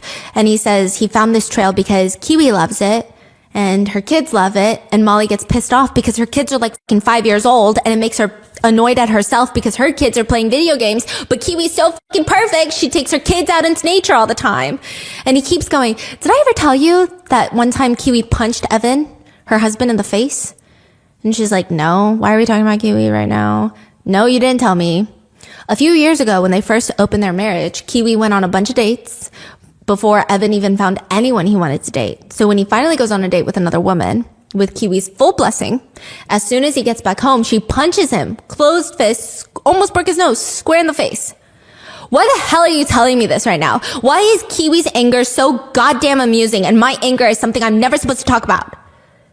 And Stuart tells her he can't do this anymore. He feels like she's always angry. Also, the fact that Stuart never really takes care of the kids and is like never home is like never addressed in this book. He's just always like, why are you so angry all the time? And I'm like, I mean, I feel like I could list 20 reasons that you guys should probably fucking talk about, but they never really do. And when she brings it up in front of the couples therapist is like, yeah, whatever. So how many people are y'all fucking? Like, that's what it feels like. It's so horrendous. And he's like, you're just always angry all the time. I mean, depending on how good your relationships are, you're in a good mood and then you can't talk about anything but your relationships. Or if they're not going good, you're just angry all the time and it's always my fault. And he says, you know what's so ironic? Kiwi thinks you're amazing. The story I told you about how she punched Evan, she told me that while we were discussing you. I told her how you're taking a break from dating and you're still letting me date, which is amazing, Molly, and I don't take it for granted. Kiwi was saying how much she admires you for being able to do that, for giving me something that makes me so happy, even though it's hard for you, and I do thank you for that. I really do. And with that, Molly feels better. I don't know why. I don't know how. Maybe I'm just dense and dumb, okay? But Molly starts feeling happier. And then she starts dating this new guy, Scott. That's probably why she feels happier. And after a few dates, she recalls thinking, this is how I felt on my first date with Stuart. And then she falls in love with Scott. Scott does overnight, watches movies with her. She's breaking all the rules. Yeah, even takes her on a weekend fishing trip. She meets with Diana, Scott's wife. Oh my goodness. But when Stuart brings up potentially taking Kiwi to Vegas, she freaks out. I mean, clearly she knows it's unfair, but because she went on like a 3-day fishing trip with Scott. And then he's like, you know what? I was thinking about taking Kiwi to Vegas because you hate Vegas and I have to go to Vegas for that work thing that I have to do every year. I'm like, you have a job? Okay. And then she's like, how the fuck are you gonna bring Kiwi? It's a whole thing. Anyway. He goes to Vegas. She goes on that fishing trip. But while she's on that fishing trip, she realizes that Stu had invited Kiwi over to their marital home. She gets this like a Uber Eats order to the house, which, side note, he had mentioned, I'm going to spend the weekend with Kiwi, but we're going to get a hotel nearby. And she was like, oh, that's so silly because the kids are staying with the grandparents. I can't believe you guys booked a hotel. She says that in passing. He takes it as, you're right, I should cancel the hotel and have Kiwi come over to our marital home and like do it on our marital bed. Which I don't know why she's freaking out because she brought Matt to their marital home. I digress, okay. So then she calls him in the middle of this fishing trip, freaks the fork out, and he's pissed saying, I'm sorry, I didn't read your mind when you said the opposite of what you said. When she tells Scott about all of this, he tells her, you know, well, it's not nearly as bad as what my wife Diana just did. And he seems like he's in distress. And so she's like, okay, fucking what did your wife just do? She took the kids to California to meet her boyfriend, Rick. And, you know, she wants to move there. She asked me for a divorce a few days ago. Oh my God, Scott, I'm so sorry. Don't be sorry. Our marriage has been dying for a while now. Which, of course, later leads to Scott drunk texting Molly, will you ever leave Stuart? He will never love you the way I love you. But eventually he meets someone, and unlike Molly, that someone wants monogamy. And she even asks him, why can't you just see the both of us? And he's like, no, Molly, I want monogamy, okay? Yeah, and that's pretty much it. That's how the book ends. She goes on all these. What do you mean? There's no closure, really.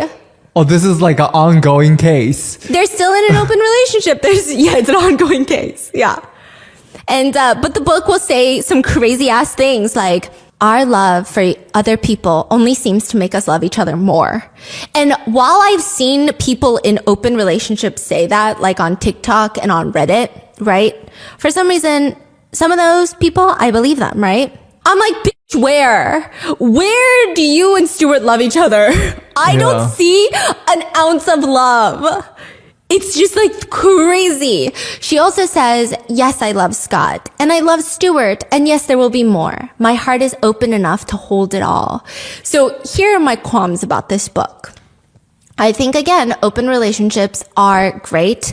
I think the problem with open relationships, we should destigmatize them, but also at the same time, there's going to be a lot of toxic partners who try to use the destigmatization of open relationships into manipulating their partner into being in one when they clearly don't want to be, and it's going to harm a lot of people, right? This book is that. This book is that, and also the way she talks about open relationships is almost... Of course you should be in one.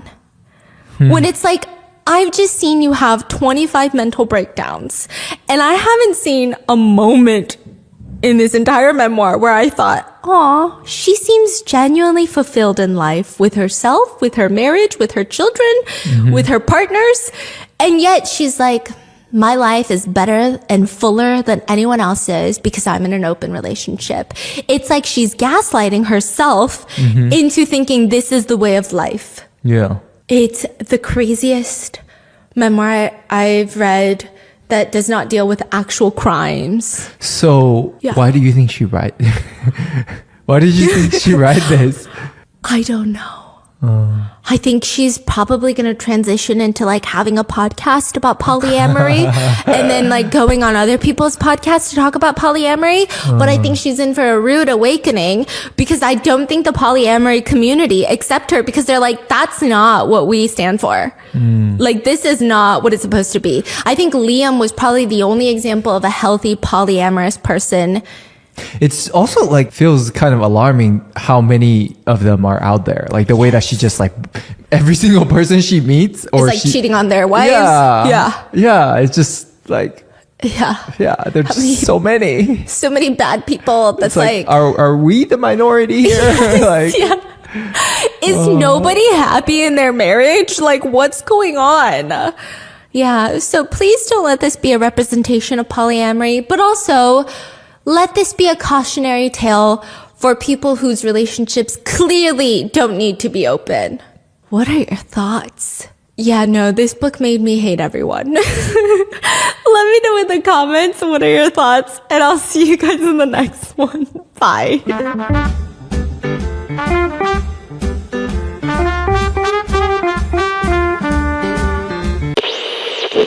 bada bing, bada boom.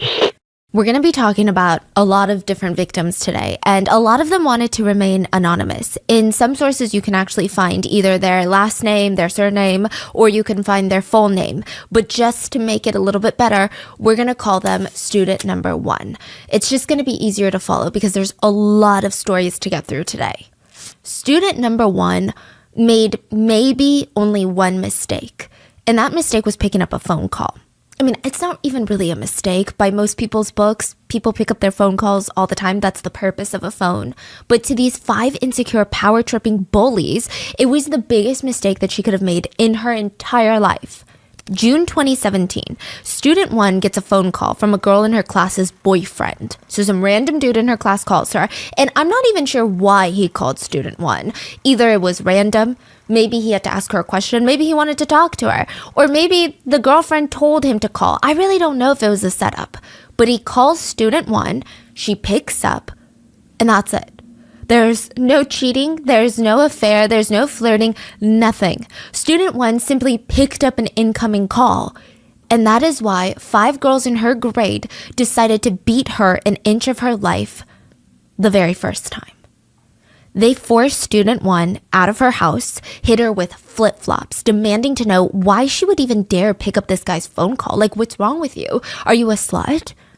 They forced her to come to this karaoke bar. They call it norebangs in Korea, and it's a little bit different from the Western karaoke bars. You can actually rent private rooms. You have this big screen in your private room and these microphones. It's so loud. So they turn up the music in that norebang. They start hitting her with the microphone over and over on the head.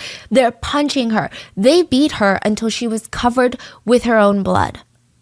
Thankfully, student 1 was alive. She did the right thing. The thing that everybody tells you to do if you've been a victim of a violent crime or if you've been bullied. She went straight to the police. The police did not hold up their end of the social contract. They didn't do their jobs. The police did nothing. The police found out that she had gone to the police and they decided they were going to teach her a lesson. They felt like they had to put her through something torturous this time, so she wouldn't even think to ever report them ever again. They said to her, "Do you think that we wouldn't notice that you went to the cops? Do you think we're dumb? You'll be dead the next time we catch you." They wanted to keep their word. 2 months later, September 1st of 2017, student 1 was invited by one of her close friends to go grab burgers and then go to the movies. Okay, look, she really needed this. Like, she needed this night out with a friend to de-stress, to eat some burgers and not worry about these 5 bullies that were harassing her every single day in school. So she gets ready and she shows up at this restaurant early. She sits down, she's got her burger ordered, and she's just sitting there waiting, anxiously waiting for her friend to get there. I mean, maybe she's staring at the restaurant door, just thinking about the movie that they're gonna watch. Maybe they're gonna go grab food afterwards. Maybe they're gonna eat ramen at a convenience store. When suddenly the door to the restaurant swings open and her bullies rush in. 5 girls. They walk straight up to her and they say, "Get up. Follow us. You don't want to make a scene, do you?" I think the most devastating part about this is the bullies had gotten student 1's friend and forced her to set her up. So you know how her friend was like, "Come meet me for burgers?" The bullies were like, "Text your friend right now. Text student 1 right now." Her friend was never coming to get burgers. She was never going to go to the movies with her. She knew what the bullies had in store for her. There is CCTV footage of student 1 walking out of the restaurant with the 5 bullies. So what happens is, at first, she walks out and she's willingly leaving the restaurant. And I'm saying willingly in the sense that it wasn't forcible. Like, they're not dragging her out of the restaurant. Probably she was scared to say no and scared of making a scene. But it seems like when they instruct her to go into the alleyway next to the restaurant, she steps away and tries to leave. So one of the bullies grabs her by the hair and drags her into the alleyway. And almost immediately after, I'm sure while they're still in view of the main road, because the alleyway, it's not like it's just, there's a turn immediately. Like, you've seen an alleyway from the main road. You can see straight down it. Right afterwards, a police car is seen driving past the alleyway. Wow. The police fail her a second time. They keep driving. Whether they saw her or not is unclear, but the result was nothing and nobody was stopped. Instead, the bullies, the 5 bullies, they drag her to a quiet place and they start punching her. The crazy thing is, it's secluded, but it's not isolated. Like, this is a busy part of South Korea. So a few passerbys, they see student 1 being punched and nobody tries to stop them. Nobody tries to call the police. But it freaked out the bullies enough that they dragged her to a nearby factory instead that was closed. And they started assaulting her with anything that they could get their hands on. Out of the 5 bullies, it was mainly 2 girls doing most of the physical abuse. But there were still 3 girls just standing there, yelling, threatening the victim, watching as their friends assaulted her with iron pipes, glass soju bottles, bricks, chairs. They used a knife to cut her skin and they burned her with cigarettes, and they found this vitamin 500 glass bottle. It's like these vitamin supplements in South Korea, and they're in these tiny glass bottles, and the glass is thick. It's probably thicker than a beer glass. And they start hitting student 1 with it, and they're screaming and laughing. "How come this bottle won't break? Let's just hit her till the bottle breaks." They were laughing as they said this. They also laughed as they said, "I like the smell of her blood. Let's keep going, shall we?" The victim was suffering from serious injuries to her jaw, the back of her head. She was bleeding everywhere, and they complained, "God, why is she bleeding so much? Her blood is dirty." At one point, student 1 passes out, loses consciousness, and the bullies say, "Let's beat her up more since we're already guilty of attempted murder. Might as well." They tortured her for nearly 2 hours, and they did all of this thinking that they were going to get away with it, thinking that they taught her a lesson. They had no idea that they were recorded by the CCTV near the factory. The whole 2 hours of the assault was recorded, which I don't even know if they care. I don't even know if they care, because they were caught on camera, and I'm going to show you this footage, forcing student 1 onto her knees, like the begging pose, like pleading for her life, and taking pictures of her with the flash on. I don't know, as some sort of sick evidence of their torture, like a trophy. Yeah, I mean, I guess they wanted to show it to others of like this, "Look what we did to her. Look what will happen if you go to the police and tell on us." They would later share this picture. The kneeling photo, or? Oh my gosh. So the CCTV is in black and white, but every inch of this student 1's body was covered in blood. Like, I'm talking, her hair is caked in blood. Every part of her arm and legs are covered in her own blood. They took this picture with the flash on, and one of the bullies would actually send this to a senior upperclassman. And in South Korea, the social hierarchy of age is very intense. I'm sure you guys are familiar with this by now, but if you're a junior in high school, the sophomores in high school are usually bowing 90 degrees to you when they see you in the hallways. Like, it's not even an upperclassman, underclassman type of ordeal. Like, it's very serious. There's even a term you call someone like 언니, 오빠, 형, 누나, right? And the bully sends it to an 언니. So this is who's someone older than her, and someone that she actually is somewhat scared of. Maybe the bully's bully. I have no idea. But she sends this picture, and the 언니 texted back, "What did you do?" "I hit a kid." They'll say it's attempted murder. Do you think I went overboard? You did that? Did you do it alone? You're a real psycho, LOL. Did you and your friend do it together? Answer me. She doesn't respond. So the 언니 texts back, "Answer me, you bitch. Are you really sending this to me right now asking if it's okay? Wow, I'm getting really tired of you now. You need to control yourself better." That conversation is the most chilling, weird, normal, natural conversation I've ever heard. Like, what is going on? That's why a lot of people had a problem with this conversation once it started getting public, because that's not how you react to a picture like this. You don't just say, "I'm getting sick of you. You've been acting up these days." Yeah. To a picture like this. But thankfully, the 언니 does do something about it. She kind of sleeps on it, but she ends up bringing this picture to the police.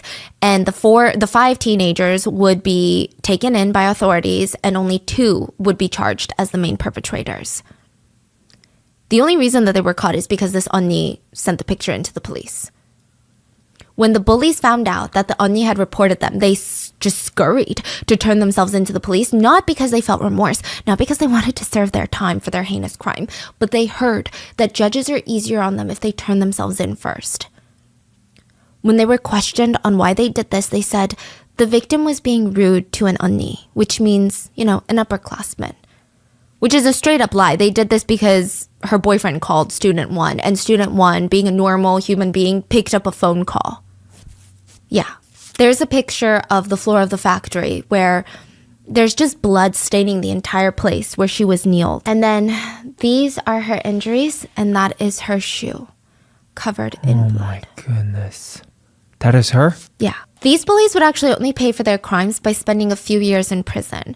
The main bullies received 2 years in juvenile detention centers. Another bully received just a few months.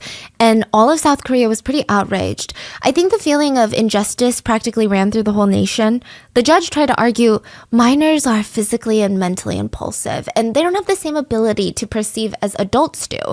The court's not going to try these teens under the same standard as adults. The girls, the bullies, they show guilt and reflection. We must acknowledge that there's room for change with educational rehabilitation. Okay, fine.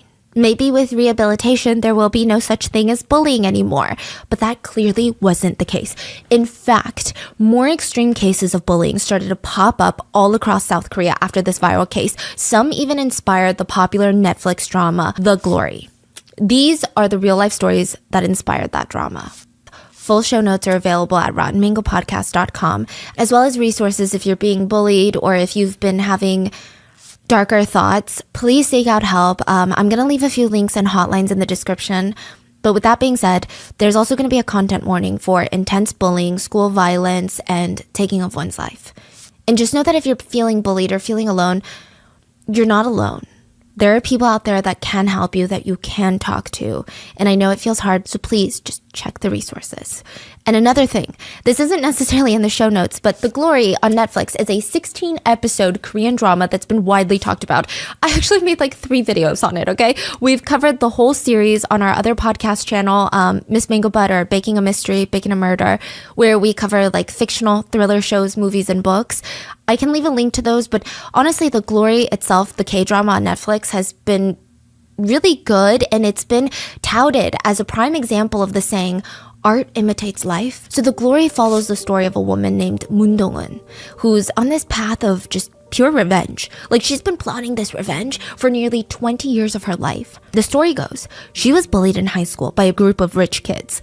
And this is no, like, normal bullying, not that there is any, but she was permanently disfigured. The bullies had held her down while they burned her arms and legs with a curling iron.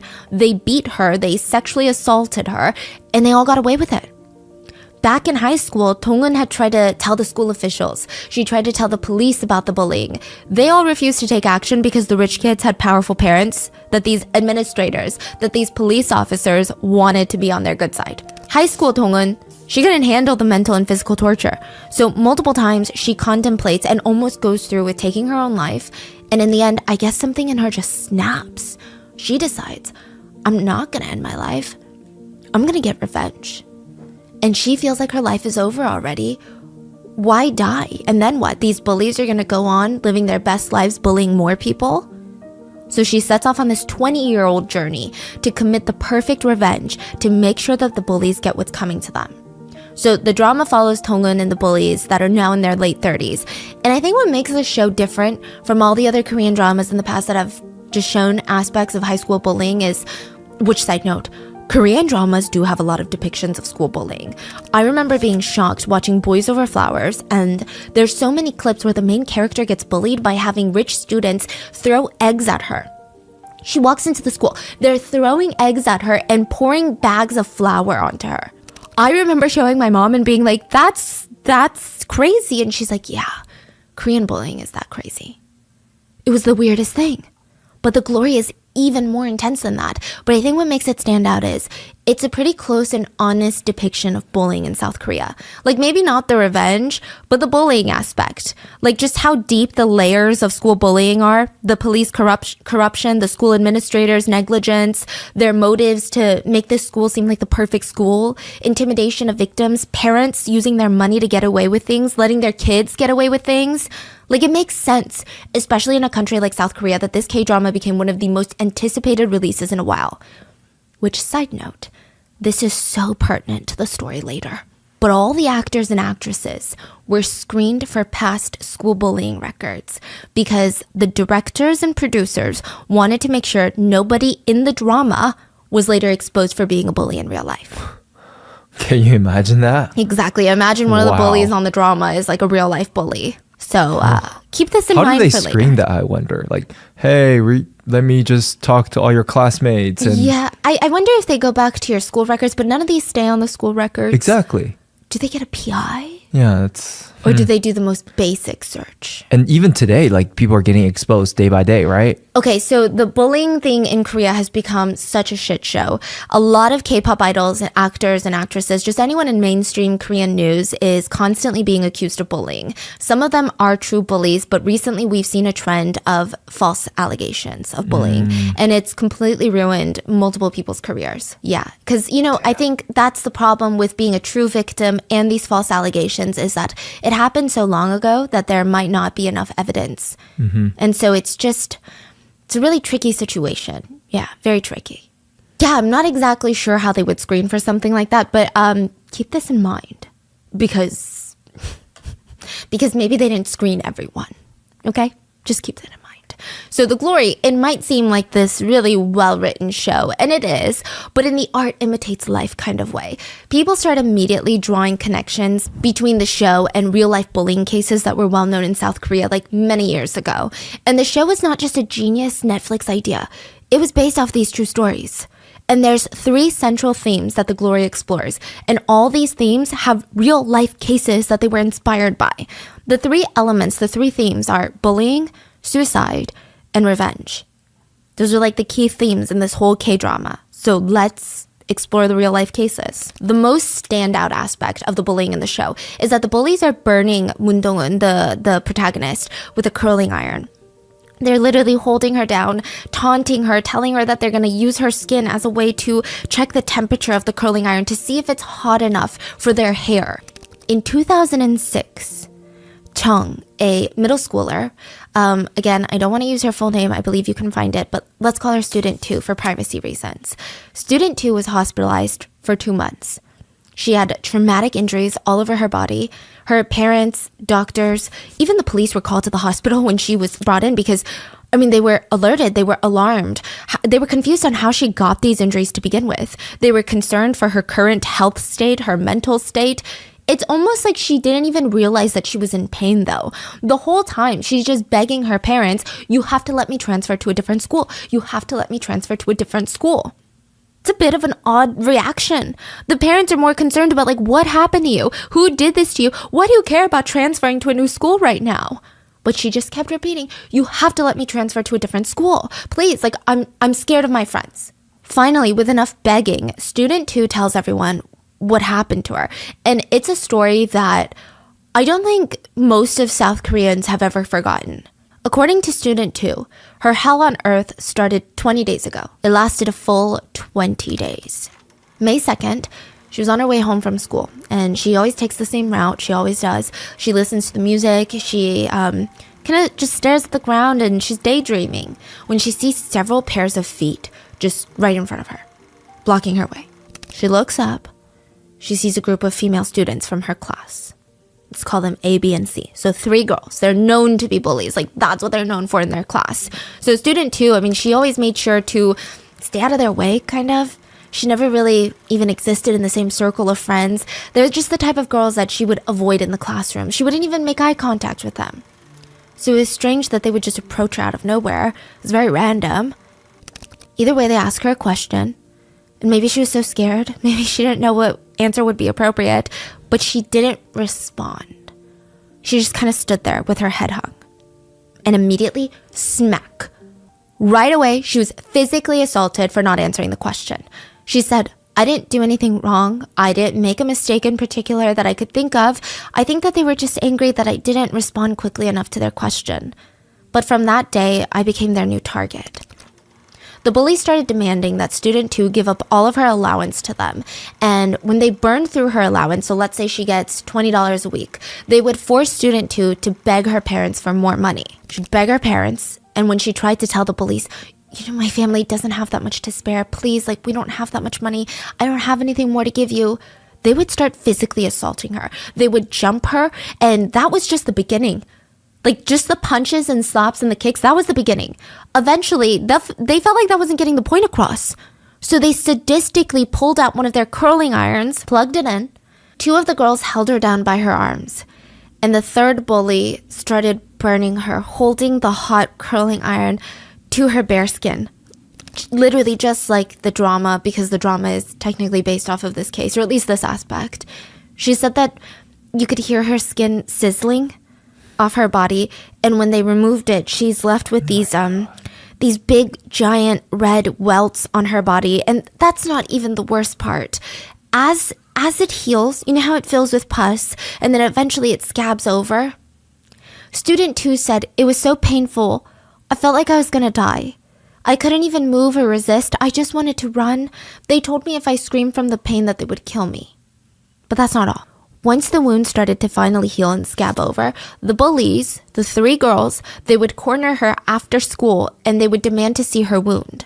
And while laughing amongst each other, they would rip the scabs off her body. Oh my God.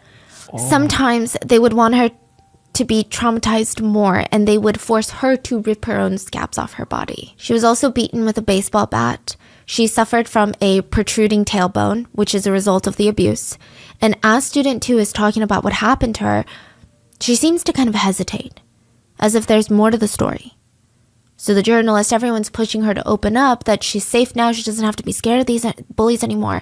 And she tells everyone that there's more scars on her chest. The bullies had tried to permanently disfigure her chest.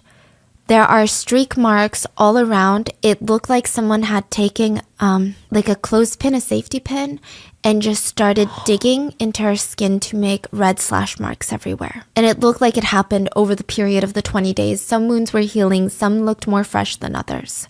Her father was, these are not public, but her father showed the reporters pictures for evidence to show them, yes, this indeed did happen. And it was like this gut-wrenching moment for the father. He works as a chef, and he said that every day during those 20 days, he came home and he did notice things. He didn't think it was a big deal, but always in the middle of the night for the past month, he would wake up to screams coming from his daughter's room. He would wake up, check the time, and the next morning when he asked, she was just having nightmares. So when it happened again, he's like, oh, was she just having nightmares? Which she was, but it was happening a lot during the time that she was getting tortured. He regrets not asking her or demanding to know what was going on or even trying to wake her up. On top of that, around the same time, his daughter was begging to be transferred to a different school, and he didn't take it seriously. He thought that maybe she was trying to switch schools because it was less academically intense, or maybe a close friend of hers was going to a different school. He thought it was something like that. You know, one of those like kid excuses. That's kind of what he chalked it up to. He thought he was making the right move as a parent by making her stick it out at this school. Once he found out the truth, now he couldn't sleep at night. He was just seething with anger. He demanded answers from the school on how they could even let this happen. He begged his daughter to give up the names of the bullies. And she was so hesitant. She's like, I can't tell you. And she said that they were going to kill her if she ever named them as the bullies. Finally, with enough prodding, student 2 tells her parents and the school who did this, and everyone's kind of shocked. The girls she named are not the type of girls that would be bullies.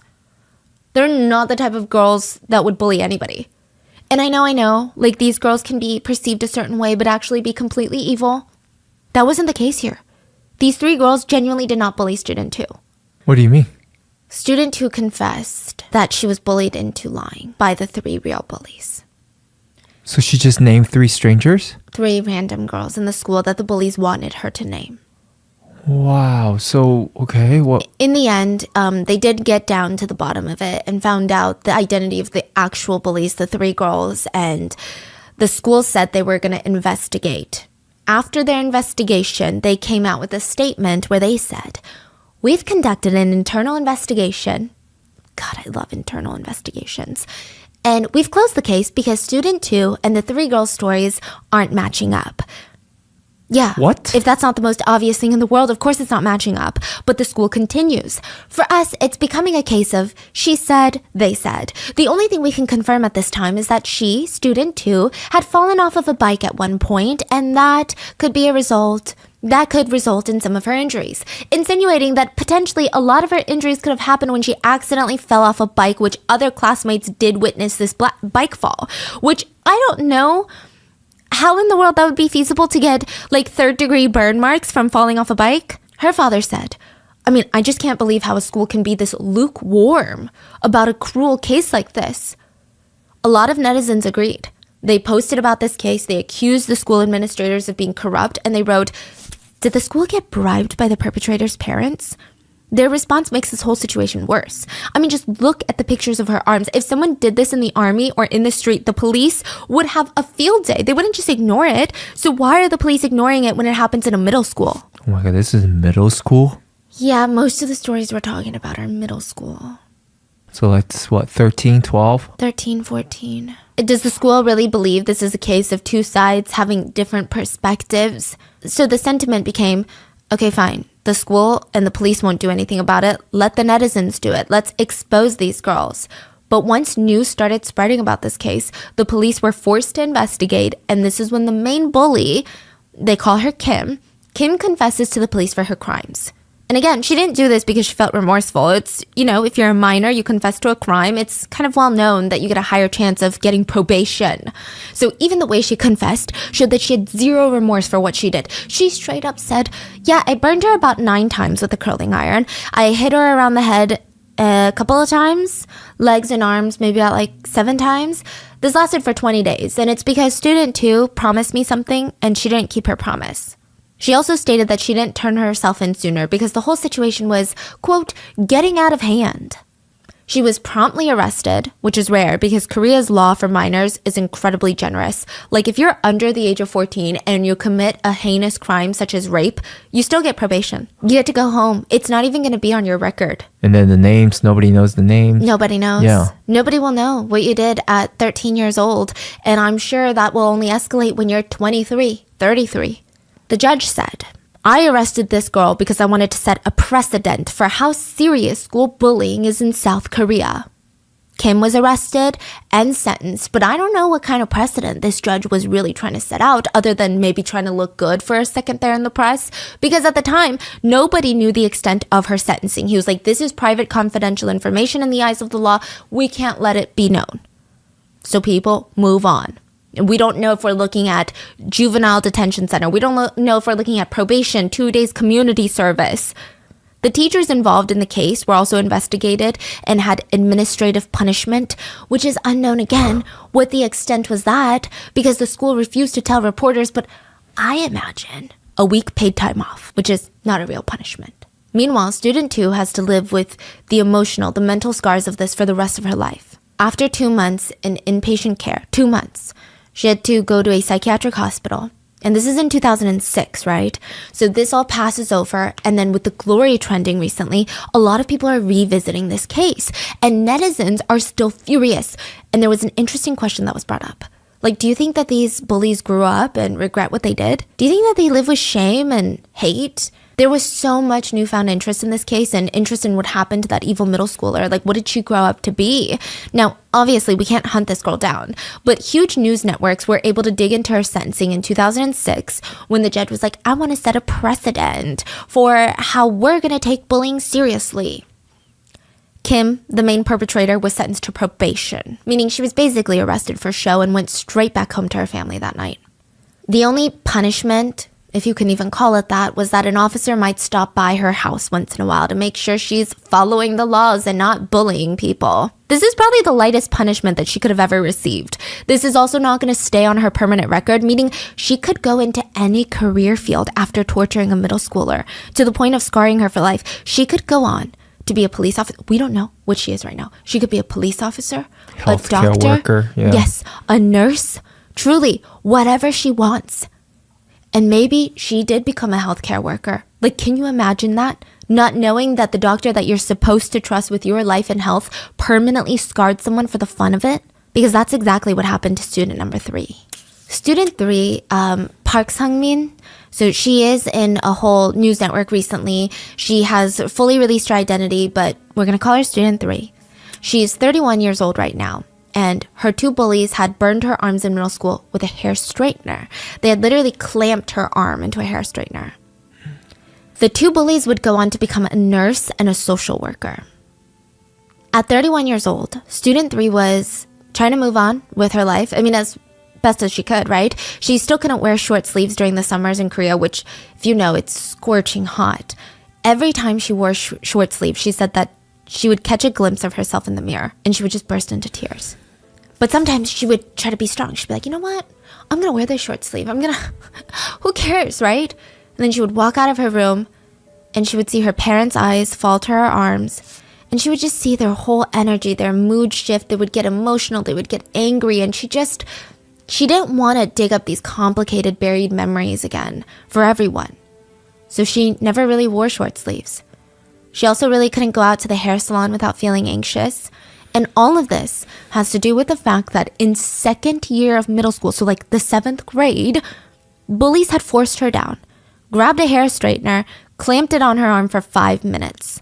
Yeah, 5 minutes, leaving her with a permanent scar for the rest of her life. It didn't start like that, though. The bullying escalated over the course of a year till it got so bad, finally someone noticed. And it didn't start with a hair straightener. It actually started with $1.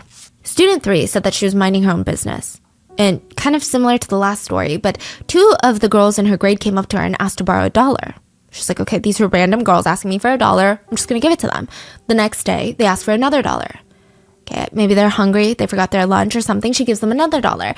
And soon, they're not borrowing dollars, they're demanding money. They would walk over and instead of, hey, can I borrow $1? It's like, hey, give me $1. And it wasn't just $1 anymore. It was suddenly $10, $30, $50, $100. When she asked them, wait, why do I need to give you this money? Like, I'm so confused. You haven't paid me back. What are you even using this money for? Like, why are you taking my money? They would say, because your existence is an inconvenience to me. So pay up. And maybe if it had stopped there at the financial bullying, maybe the trauma wouldn't be as life-altering, but eventually she ran out of allowance money to give them. They started becoming physical with her. They started slapping her and beating her. They would drag her to one of the girls' houses.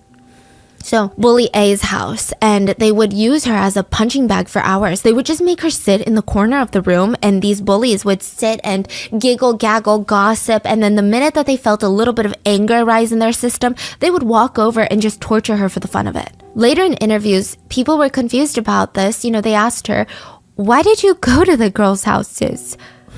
Couldn't you have just called for help or left? I mean, surely they didn't drag you all the way. Like, someone would have noticed if they're dragging you by the hair, right? They also asked how the bully's parents never realized that they were keeping a girl in the room just to bully her. Sometimes the bullying was for days. The bullies were very resourceful. They threatened student 3 that if she didn't follow them back to girl A's house, they would go and find her little brother and physically assault him instead. This was the threat that they constantly hung over her head. That's also why she never told the authorities, school administrators, or even her parents. She knew that the bullies would probably get off light anyway, and her brother would be their new target. So I think this is where the system is wrong. You know, I think if you're in a situation like that, you can tell the administrators and something does take action to the point where they cannot hurt you or your loved ones, then of course people are going to say something. As for the bully A's parents, she lied to them. She's like, Amma, this is my friend and she just ran away from home. Her mom is super abusive and she's even contemplating suicide. I just want to be there for her as a friend. Is it okay if she sleeps over for a few days? The mom would be like, wow, daughter, you're such a good friend. And since bully A's parents would both work really long hours, they would all be at bully A's house and using student 3 as a punching bag.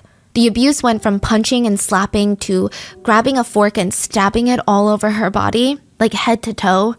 The 2 bullies would grab whatever item was nearby and they would throw it at her face. One time they threw a plastic pipe at her face and it permanently damaged her cornea. And she has slight vision problems ever since. The longest time she's ever stayed at her bully's house was for 3 days, and they basically starved her the entire time. During this interview, student 3 was asked, why didn't you try to leave at one point, you know? Especially when your eye is damaged, you didn't try to ever run away from the house? And she said there was no point. One time she did. They knew where she lived.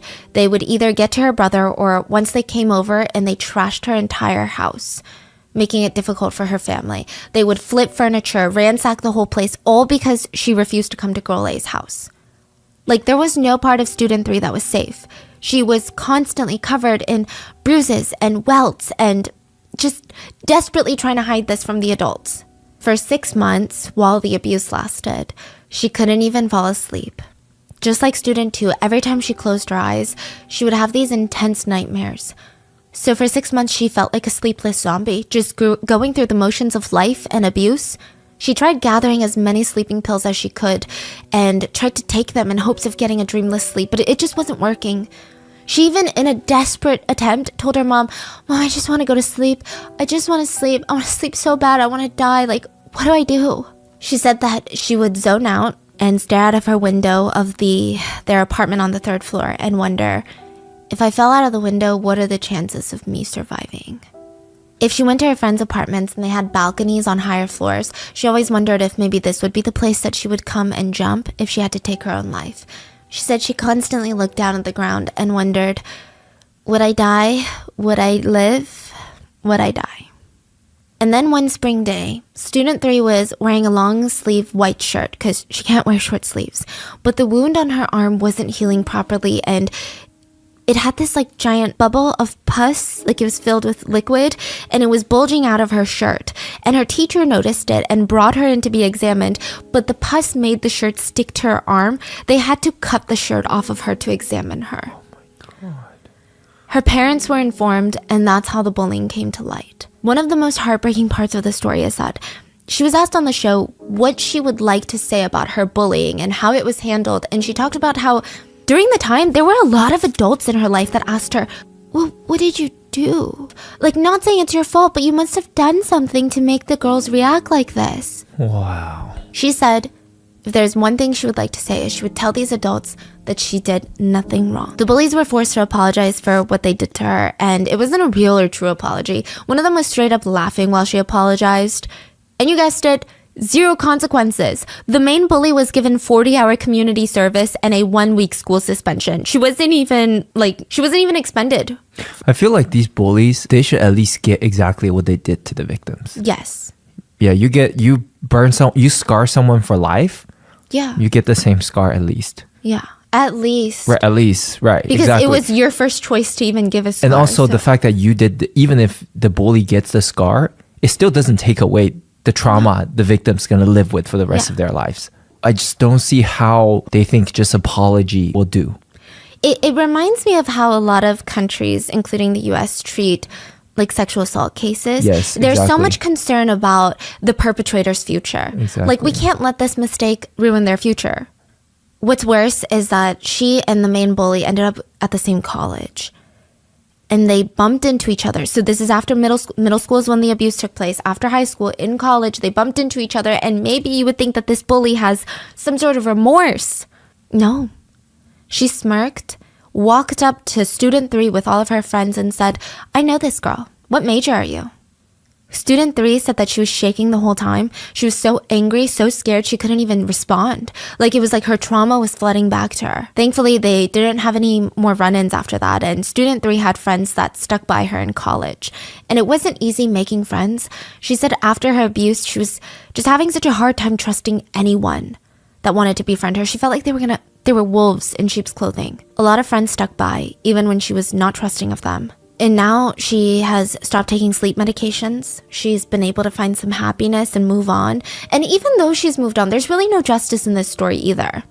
She has to apologize to every hairstylist and hairdresser to not use a hot tool in her hair, because the minute that they pick up a hot iron, she starts to panic. And to make matters worse, the last time she checked on the 2 bullies, one of them was a nurse and the other one was in social work. They both constantly post about doing charitable work. She said that she was speechless at the audacity of these people. I mean, she was angered by their choice of profession. And once the show The Glory came out, her friends were texting her asking if she was okay, because the show reminded them so much of what happened to her.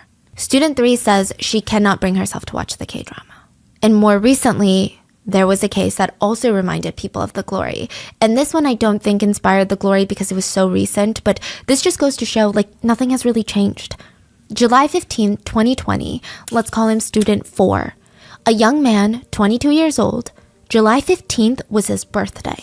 He didn't really have any special plans, so a group of acquaintances had texted him, hey, let's go celebrate for your birthday. He took them up on it. I mean, it's kind of sweet of them to remember his birthday even, right? The acquaintances, I don't even think they can be categorized as human beings. They met up with student 4, dragged him Wait, I'm sorry. Are these classmates or are these classmates. colleagues? Yeah. Oh, in college?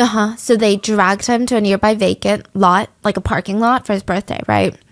And they're like acquaintances, so just like random classmates, not necessarily friends, right? But they're in school. Yeah, you're saying. so you wouldn't think that these are bad people. It's not like strangers that you meet online. You know them from class. They bring a chair to the parking lot. They tie him up to the chair, cover his face with a hood, and they tell him that they had prepared a special birthday candle present for him. Birthday candle. They tie him to the chair? Yeah, like his ankles, his arms behind the chair, everything. Put a hood over his head, and they get close to him and they say, so let's celebrate your birthday. They spray gasoline all over his body, and they put one firework on each knee, and they light the firework. They're trying It's to kill just them. slowly going down, They're trying to kill him. basically. Like sadistically kill him. When the fireworks exploded, the fire caught onto student 4's whole body. He said, it was so hot and painful, I fell over. They saw me in pain and they just kept telling me, keep rolling, to put out the fire.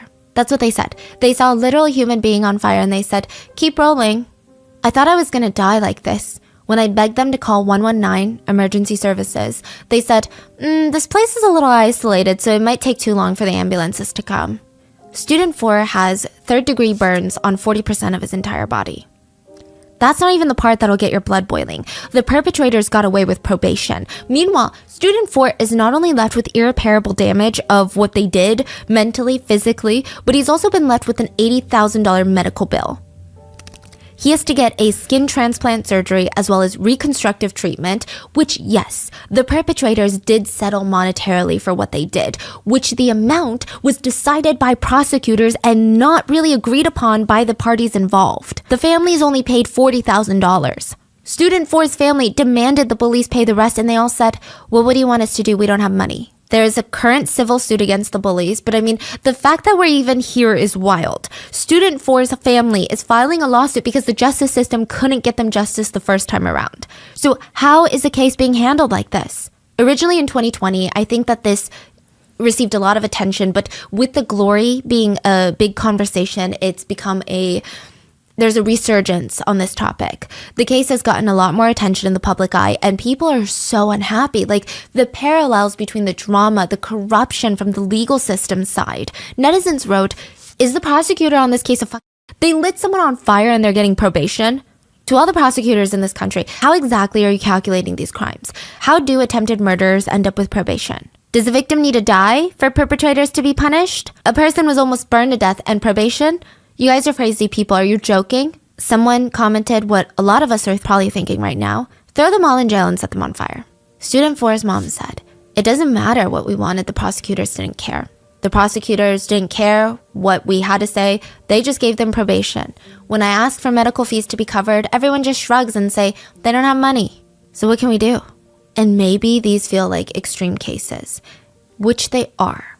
But it doesn't change the fact that school bullying and primarily school violence is a huge problem. I think that's maybe another reason, probably why people continues to bully, because of the consequences. Nobody's scared. Nobody's terrified of the consequences. It's like laughable, the consequences people get. I think you would get heavy punishment for cheating in South Korean schools versus physically assaulting someone. Like for cheating, getting caught cheating, unless you're the kid of a rich parent, yeah, you might be expelled.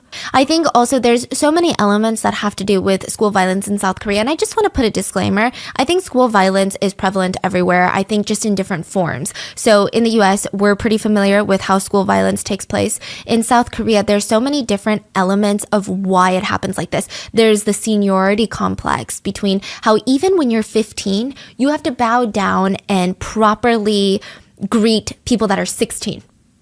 I'm not talking adults, not the elderly, not your parents, not your parents' friends.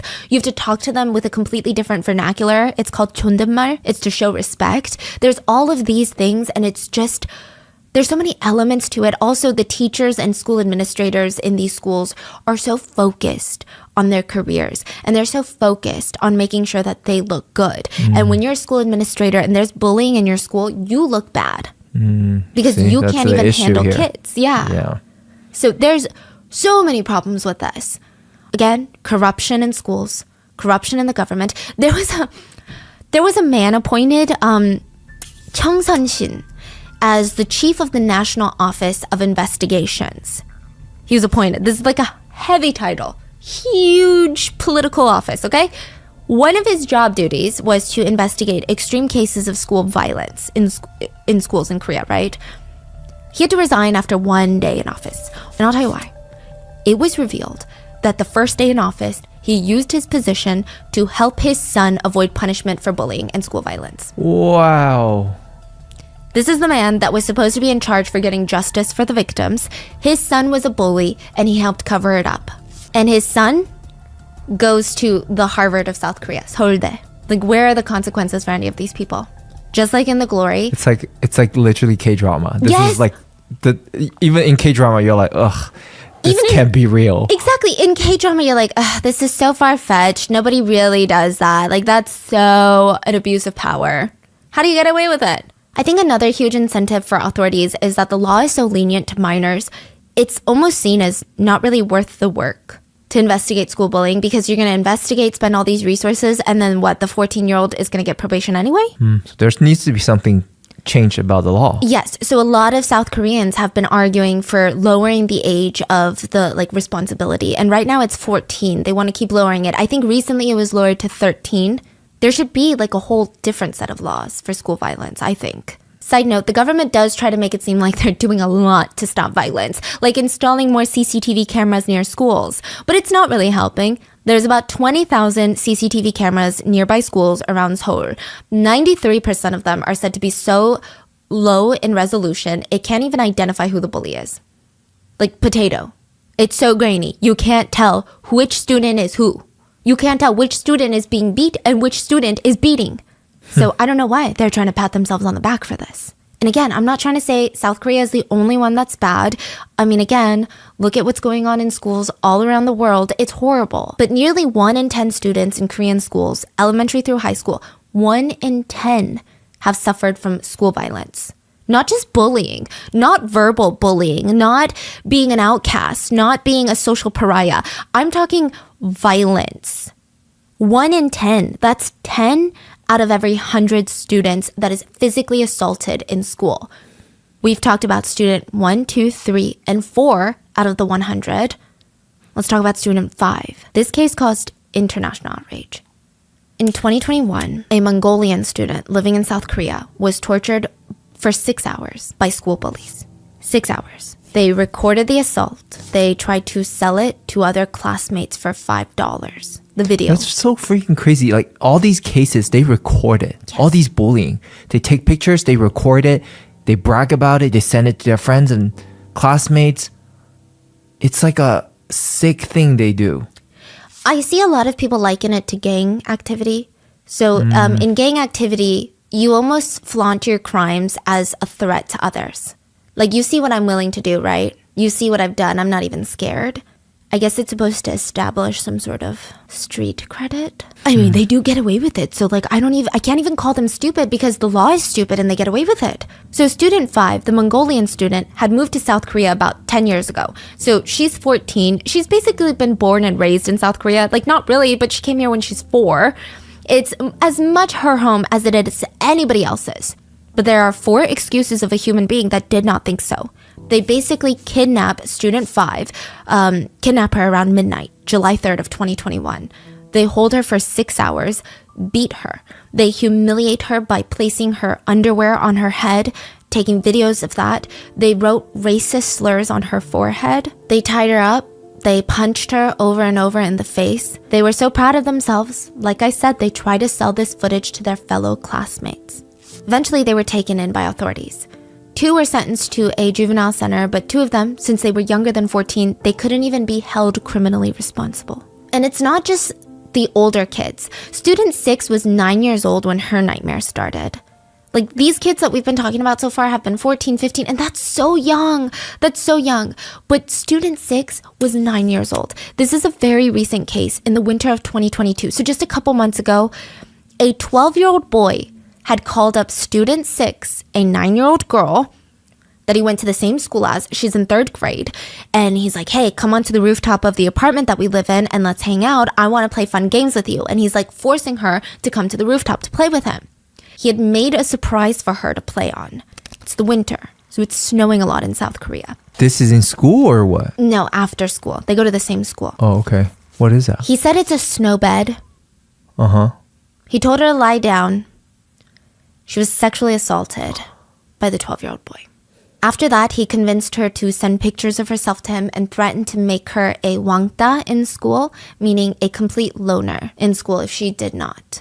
She was too scared to say anything, and the only reason he was caught was because a school teacher happened upon the messages by chance. What's crazy is the school did not take action. He graduated soon after the incident out of elementary school.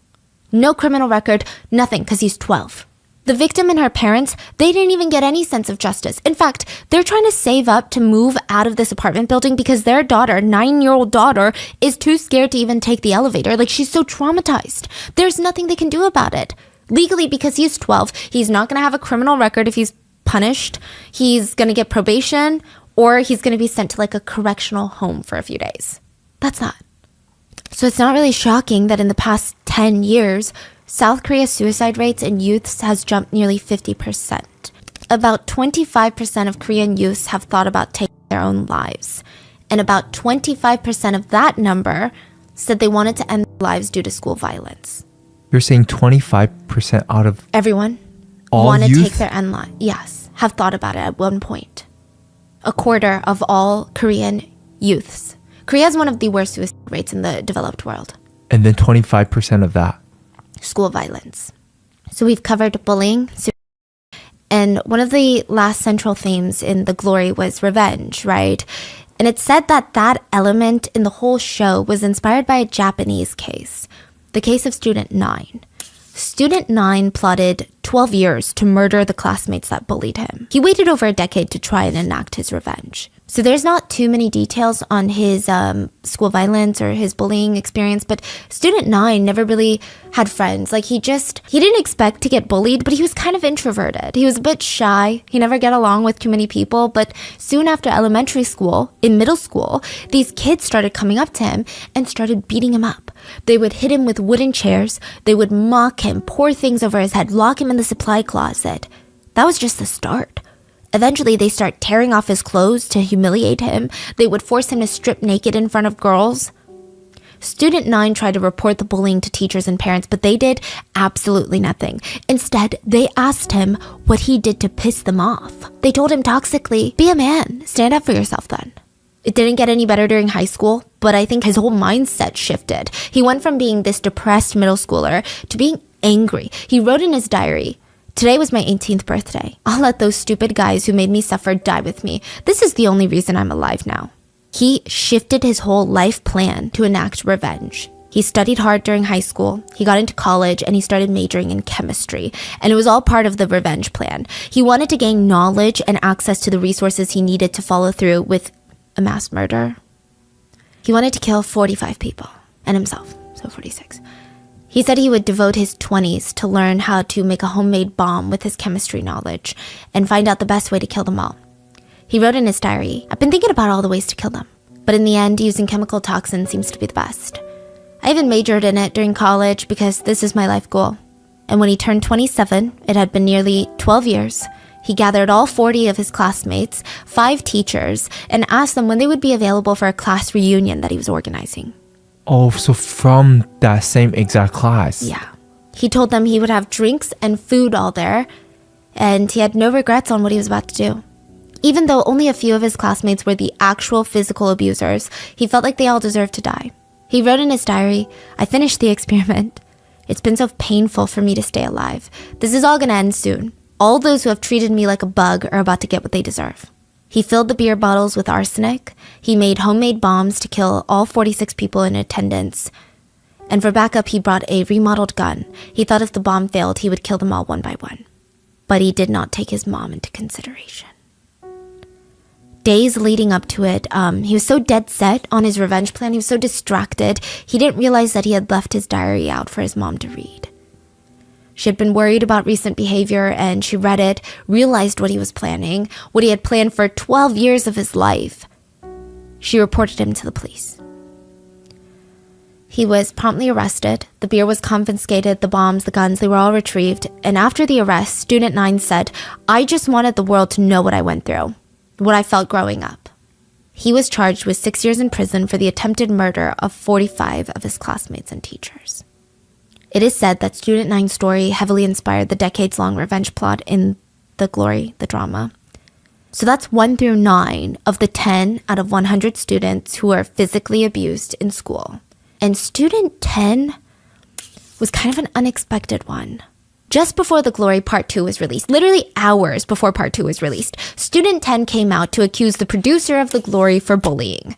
What? An Ki-ho is a producer on the show The Glory, and it's said that a former classmate from the Philippines, because producer An studied abroad, Student 10 said, yeah, he himself was a freaking bully. In 1996, he was in middle school. Student 10 was in middle school. Producer An was in high school, but he was dating a middle school girlfriend, right? And Student 10 and his friends had teased the producer's girlfriends. You know, like just very middle school play, bickering, joking around. But Student 10 was suddenly summoned to be brought in front of the producer and his friends like they were some sort of panel judges. And from there, Student 10 was jumped by the producer and his friends. The assault lasted for nearly 2 hours. He said he was threatened by the producer and his friends, and he was yelling at him, "I'll bring a knife and I'll stab you." Student 10 wrote, "I just found it absurd and unforgivable that he was directing a TV show about bringing justice to school violence when he literally assaulted me. I was so upset, I wanted to go public with what happened." The producer immediately responded publicly by saying, "It is true I went to school in the Philippines in 1996, but I never was violent with anyone. I don't recall ever ganging up on someone and assaulting them." But as quickly as he tried to shut down the claims, his former girlfriend, a middle school girlfriend at the time, remember? She came forward and said, I do remember student 10 being abused. And all he did was tease me. And honestly, if I had known that producer An was gonna beat him, I wouldn't have told him. It was just very normal bickering amongst high school or middle school friends. So now the producer could not deny it anymore. He has since publicly responded with an apology.